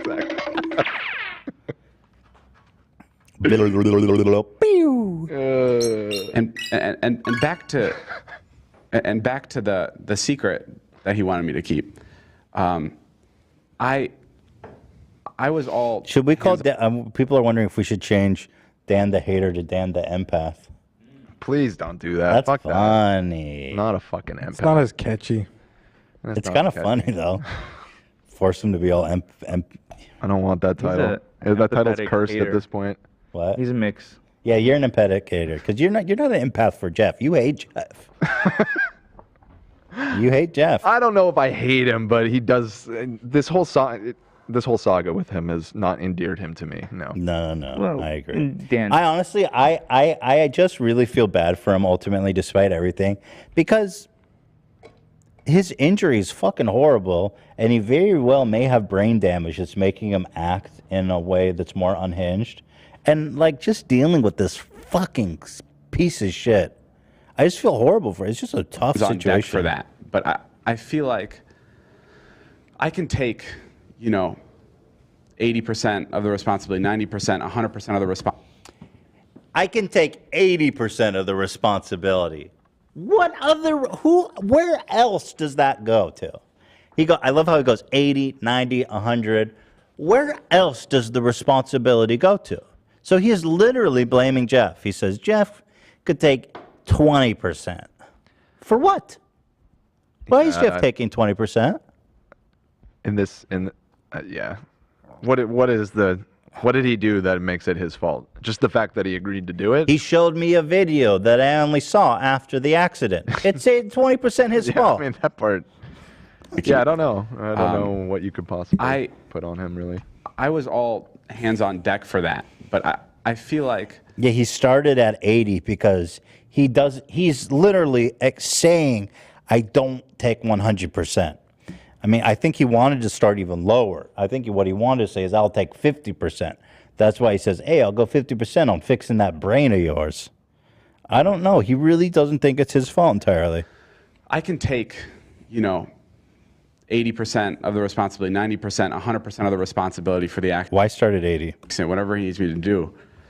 But that, then when it gets to the point where it started to feel like I was taking 150% of the responsibility. That doesn't make sense, bro. You can only take 100%.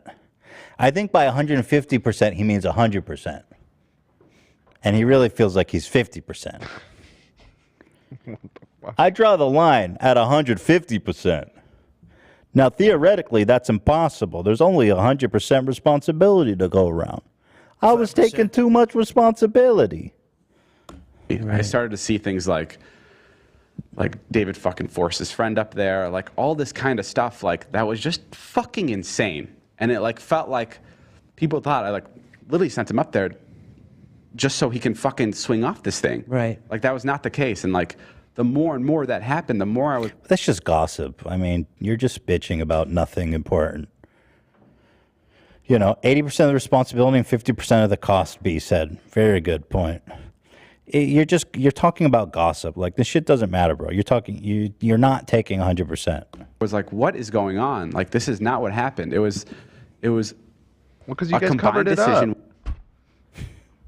Like, what is going on? Why are people coming up with all these crazy theories? Right, that's true. You covered it up. Yeah, and Trisha had like the intel and shit, and apparently someone posted, one of the girls there was like a bystander there who filmed it, put it online, and they covered it up so successfully that people like started to think it was a myth and it never happened. I remember people were saying that Trisha was making the whole thing up, which is crazy to think about now. Trisha had the intel on that one. Yeah. No, there were straight up people saying that the whole thing was bullshit. She was making it up out of spite. Yeah, just because she. It's crazy. Yeah. Wow. Yeah. Yeah, this is stupid. Like, he's being like, people were lying about me. It's like, well, of course, dumbass. Who gives a fuck about gossip? You almost killed him. Shut the fuck up. You're not the victim, bitch. You did that. We made, and it was a complete accident. And I'm so fucking sorry. Again, he keeps emphasizing it was a total accident. Again, accident of negligence, bro. It happened, but it did, and there's no going back from that. Like, there's nothing we can do. And yeah, I wish it was more like that. And then when it started to be like more 150% on me, I started to get, I don't know, I guess like it just freaked me out more. I was just like, I don't know what's going on. I don't know. And then in terms, and then people really started blaming me, and that scared the shit out of me. 150%. What are you saying, idiot? Of his like medical payments, so far we've paid. I think I just had a counting check, and it was like $78,000 of surgery, and I don't know what that's that actually equates lower to. than I would have expected. That's nothing, especially for David, who is fabulously rich. That's way lower. Really? 78 grand? Nothing. He's had like 8 surgeries. Yeah. What? But Jeff said in his that it's like $10K a pop. Maybe it's a copay because he probably has an umbrella policy. There's got to be, there's got to be more to those charges because that seems extremely. I think low it's for just like, a copay, like, a deductible. Surgery on your head? Yeah. So, why bring up the amount again? Like, I guess it sounds like a lot of money to most people, but I know. Yeah, I spend that like a month on lawsuits. The American medical system having 8 surgeries on your fucking skull, that is a bargain. 78,000. I spend that on photocopies for my lawsuit alone. Yeah, somebody in the chat just, I went to the ER for a day. It was $33K. Yeah, no, I mean, that's fucking nuts. Yeah, that's got to be. Yeah, people saying after insurance. Yeah, that's got to be just a fraction of the real cost. Wait, someone said Jeff's a Keemstar fan. Never mind, he deserved it. It was his idea.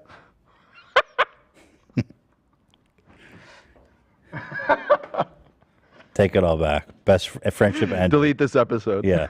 End the stream. Wait, hold on. Let me text my lawyer. Never mind. Drop him. I don't know what that is, but yeah, why bring up the amount? Like, he's like, listen, I spent so much money to help him. Except for that stem cell. Then we'll go halves. The fact that he's going around saying I don't pay for surgeries, like that fucking hurts. Like I want to. Nobody help him. said he didn't pay for it. I truly do. Yeah. And like he so still they were has late, my right. He said he was late once, and then that fucked his credit. Yeah, right. He never said he didn't pay for it. Word, like I told him that I paid for his surgeries. He can still, and the reason we haven't been. It's important to break that down because David is conflating an actual mistake he made, which is being late on a payment, with something he's never been accused of, which is not paying his bills. So it's like, it's a straw man. He's addressing an argument that was never made that makes Jeff look like a liar, which he never said. In paying for a surgery. I don't know if it's his assistant's fault or Jeff just told him to back off from us, but like, I don't handle that stuff more. I just give approval to spend that, whatever. Right. But like, Natalie has asked multiple times, like, loop us into all these surgeries, and we're just not getting looped into anything. Yeah, this is real interesting because Jeff says the total opposite, that he's been super persistent on them all the time, and they're not responsive, and they're late. And all That sounds like somebody's assistant is covering their ass. And I'm more inclined to believe Jeff on this because, I mean, I can see things falling through the cracks on David's team, and I don't see why Jeff wouldn't is want the to. person handling this Natalie? Because then that becomes very believable because she seems not. It is Natalie, and Jeff, even like I mentioned earlier, Natalie was kind of saying like rude comments in email, like, "Oh, what are you going to do? Sue us?" Shit like that.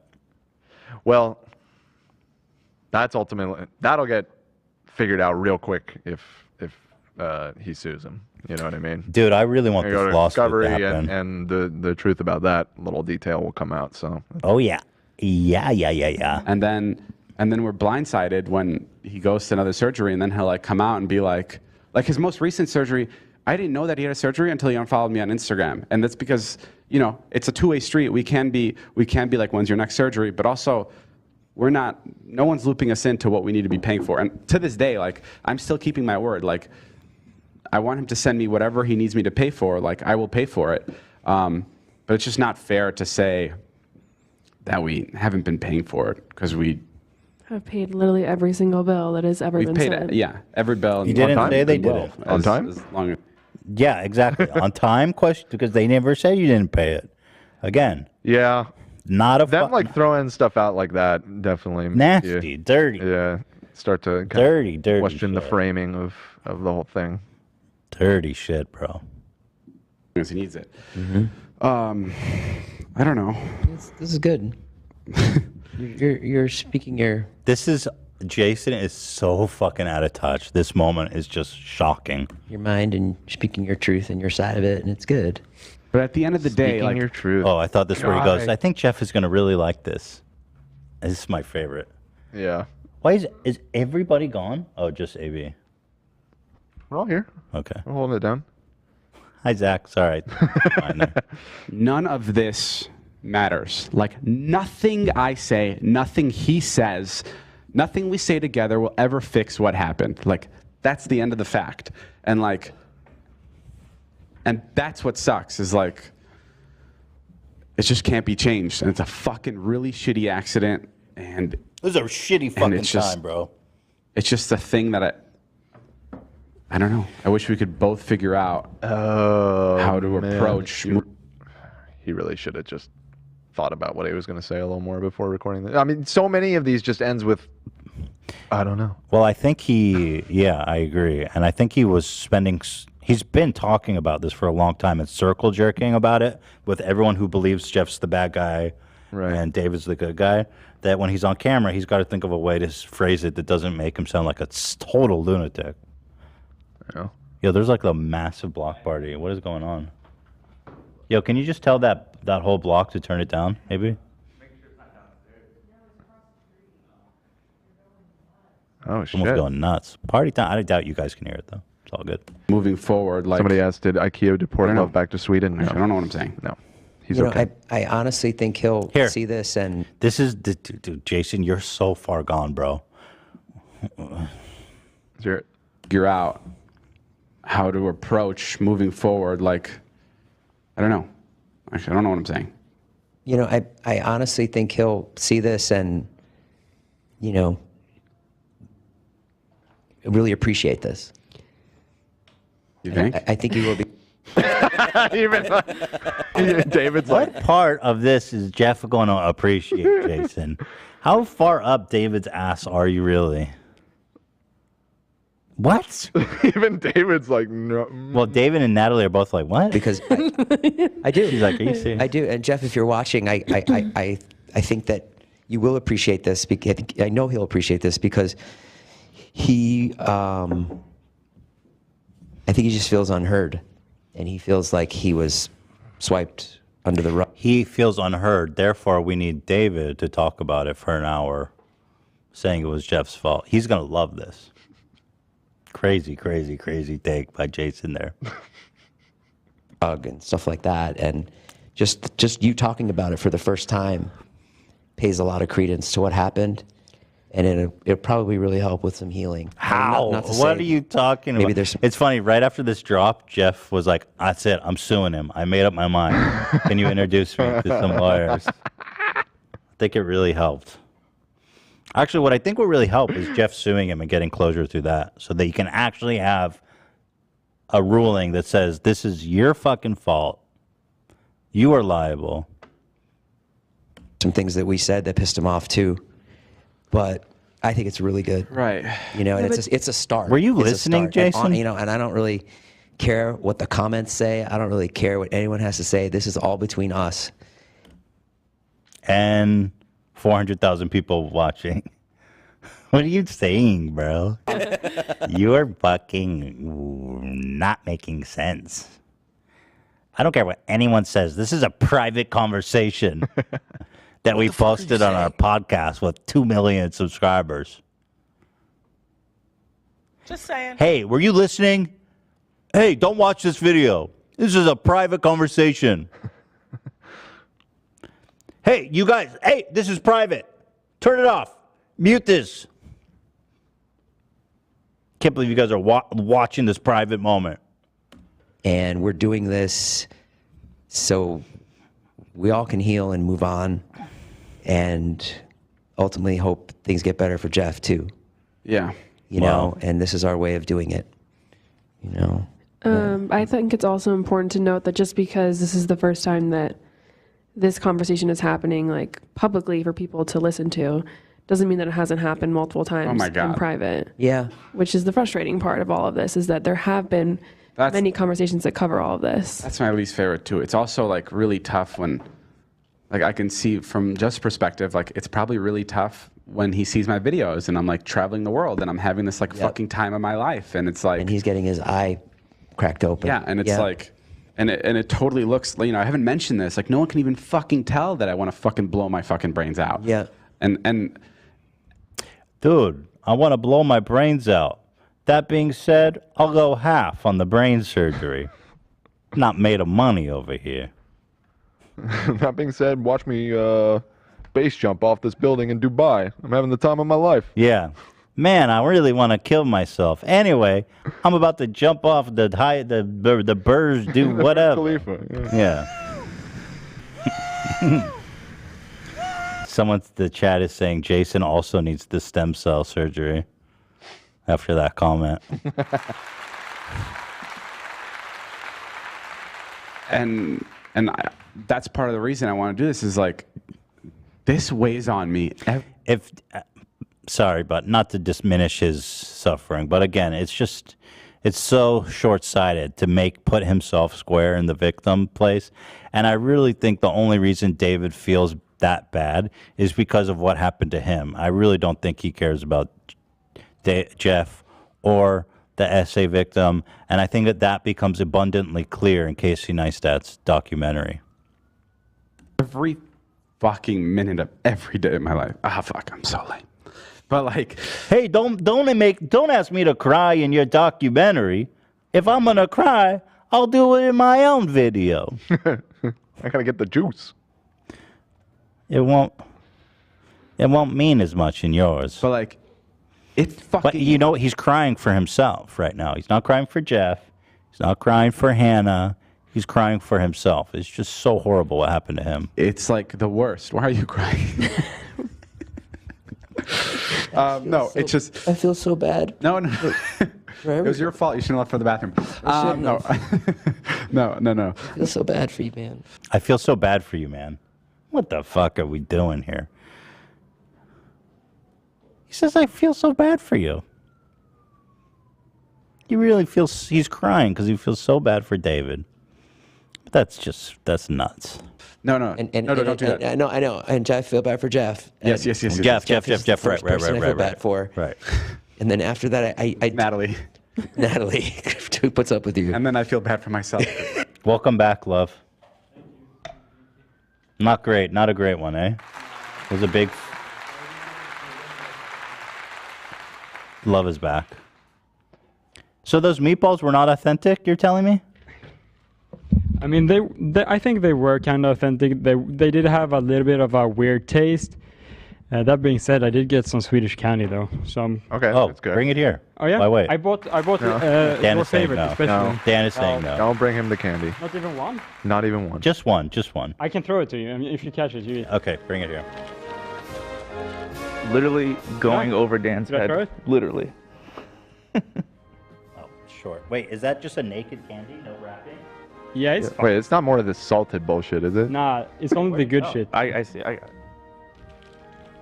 I'm sorry about this. They sell Swedish candy at IKEA? Yeah, I was surprised. I didn't know that. I got a whole little. It's basically the can I get a Swedish new one? 'Cause that one embassy, was- IKEA. Oh my god, Ethan. How was I supposed to catch it? It wasn't a good throw. It was way short. I'm sorry to the fans for giving him the candy. Don't. Dude, it was way short. Just I give feel me bad one. for I'll giving just you take candy one now. and I'll cut it off. Swallow it whole. It's a massive bag. Swallow it whole, Ethan. You just Mike. blew it. All right. Well, sorry about that IKEA failure. We tried. Anyways, you know. I think we still. I mean, I kind of enjoyed the whole debacle of Yeah, immediately good. getting Okay, I'm happy you stopped guys by enjoyed security. it. Yeah, that's good. Yeah, no, I mean, we were still laughing. I'm mad. It wasn't Oh. a total flop. And I got this IKEA drip. So How many times Yeah. did I tell you guys to put the outfit on inside? You know, How many times did I say that? So See mad the at you. outfit that Sam worked on. That was really cool in its own. So Wait, we have more Sam behind killed the scenes, it. So Amazing. I disagree. I think it was important to do the shot you guys did. okay, That's cool. what killed it, though. The establishing shot was important. Yeah. Mostly, I just feel bad for David. For David? Yeah. He's the victim. Oh, he's the real victim in all Yeah. this. I still love you though, love. We did buy like furniture, but I don't know. You bought, something? What'd you get? What the fuck did you buy? No, we were supposed to build the building segment. Right, buy? that was I one wasn't of the sure if things. we were still gonna do it, so I just bought like a shelf. How much was it? Was it a nice $70 shelf? bucks. Can you return it? Yeah, we can. I'm kidding. Wait, No, what- $70 Swedish. Swedish dollar. Swedish kroner. So what is No, that? let's do it on on Friday. You can get to work on that. We'll time. All right, okay? We'll have a little. We can get you in the IKEA outfit and time you assemble. That sounds good. Okay, sure. Make the best of it. That's great. Yeah, I just feel bad for David through everything. Honestly, he's just been through so much. Yeah. He lost sponsors. I mean, what compelled him to make this? Because Casey's documentary is Right. coming Okay. out. Okay. That's fair. Right. Trying Jeff's to been trying to talking get out shit. ahead of that narrative. Yeah. But it's just not good. Like it just should. They're all in such a bubble. I mean, it worked for. I guess it worked on the people that watched it, but at large, it's not. Just, they're gonna eat it up regardless. I think they'll come to regret this. Yeah, I agree. You got me that dog I can't take care of. No, but I can't keep up with him, man. no, this fucking blows. It fucking blows. It's such a bad shit situation, and we've tried. We've had this conversation like has happened with Jeff face to face a good number of times. I remember when he was making the doc, we went for a car ride around, and like. He was like, hey, I know you've apologized to me in person, but like I want you to do it on camera so people can see. And I was like, okay.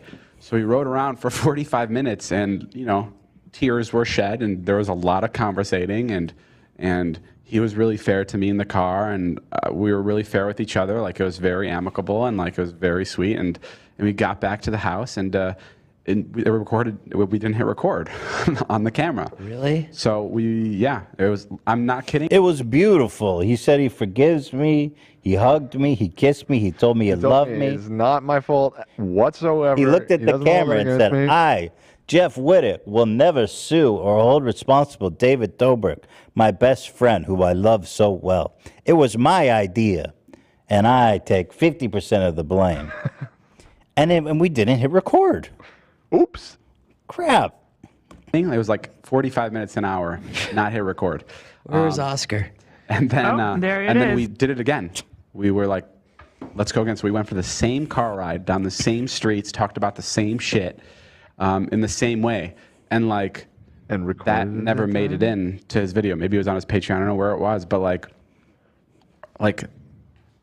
that kind of bummed me out. It's like we're having all these conversations and like, what is it for? Like, do you need to hear this from me or?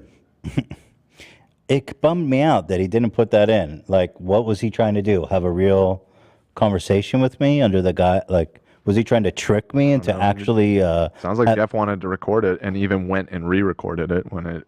But I love the insinuation is like I got manipulated into actually spending time with this guy. What was it for? There's that aspect. What was it for?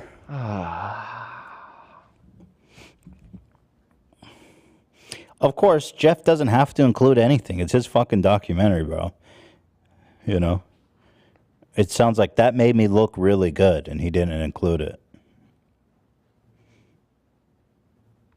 Do you need to hear it for your video or like, and no one's seeing it at the end of the day. So like, what is it for? Like, what are we doing this for? And like, it doesn't feel authentic, you know, especially the second time.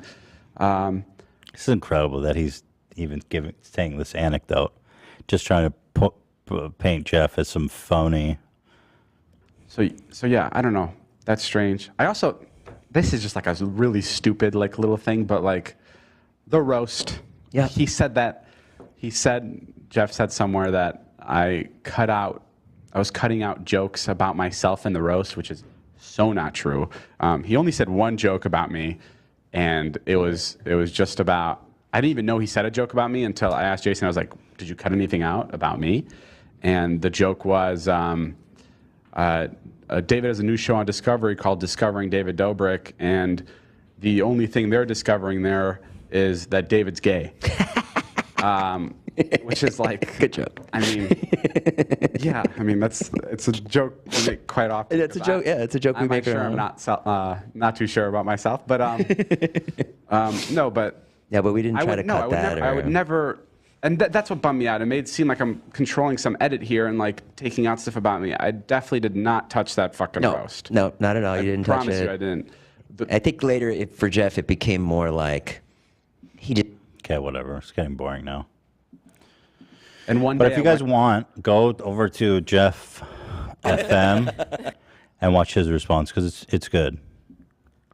Okay. Definitely get a good perspective for it here if you want the full Jeff story there.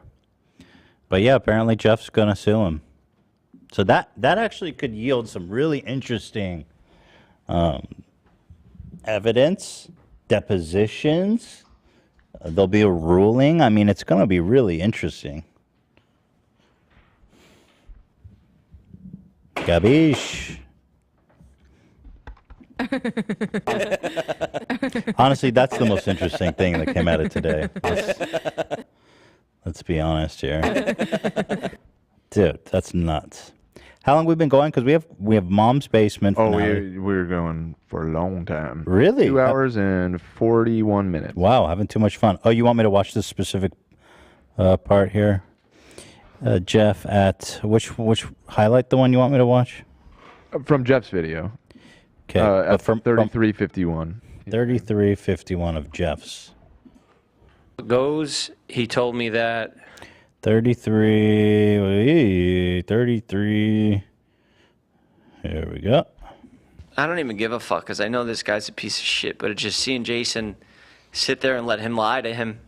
And it's like, bro, these people just don't give a fuck about nothing but money from fame and clout from David, that they're willing to just sit there and let anything happen. You know, I honestly think he'll see this and, this part. You know,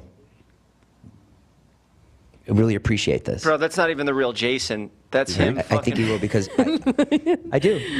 Is this what you wanted me to say? Yeah. I do. And Jeff, if you're watching, And Natalie's sick fake laugh. You just ain't Maxwell.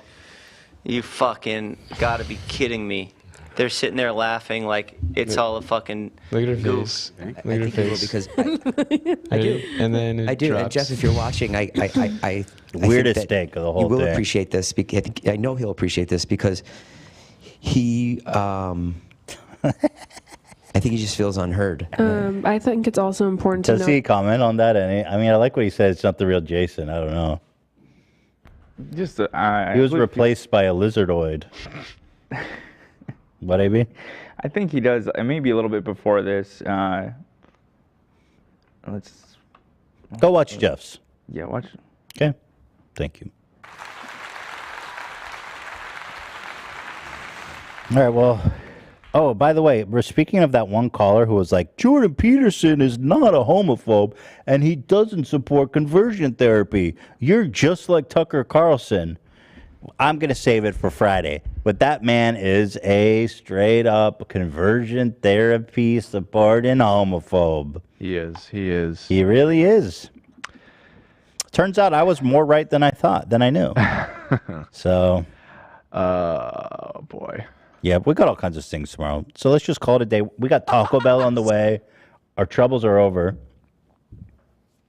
That is a glorious thing. David's, however, are just beginning, and I feel so bad for him. My heart goes out to David. You're the empath here. Yeah, I just feel so bad for David. I'm going to cry for him. Oh, God. David. Damn, we have so much good stuff. Yeah, tomorrow's or Friday's going to be a good episode. It seems like every time we're like not sure what to talk about, these creators at like midnight are like, you know what? We're going to keep your ass up. Jeff said something funny to me. Yeah. He's like, I heard David's putting out a podcast, and if he does, and he says, he's putting out a podcast blaming me, and if he does, I'm going to put out a podcast responding to it. So you should have a good day tomorrow on your, you'll have an easy podcast. You ain't wrong on that one. I said, amen, brother. Thank you. Thank you, Jeff. Thank you. All right, that's it for today, guys. Have a good week. We'll see you on Friday with another show. Make sure you hit that subscribe button, people. Subscribe. They're dropping and again. subscribe. Did you see that? You know why? Because we didn't say it. This is the second episode. We've been slacking. Dude. We got to say it in the beginning. It's not working. It's working. We need to say it, or we need to up it. I'm kind of into we the only idea 200 above 3 million. Smash that like button. People are leaving. We can't I'm kind of into the. I'm kind of into this whole back and forth. Like I think it's kind of cool if we just constantly are re-hitting. No, 3 million. it's not good. No, it's good because then we can keep. Why is that good? Because we can keep celebrating. Smash that like button. It's not a Smash celebration. That like button. It's horrible. I see so many comments are like, I've been watching for years and I haven't subscribed. Yeah, well, where are they? I say it every episode now, and we're only 216 above 3 million. Imagine where we'd be if we didn't say it. We'd be like at true. 2 million.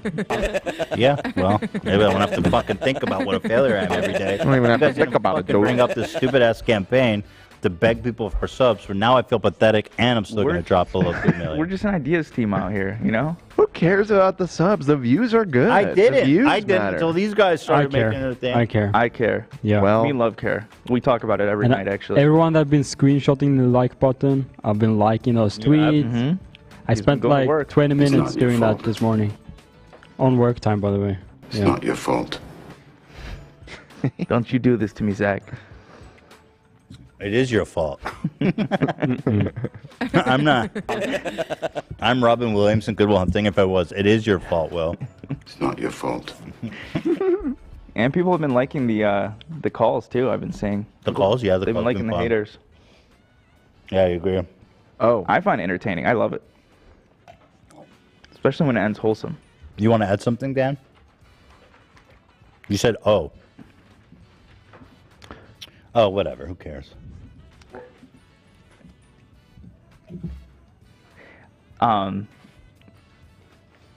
You were saying?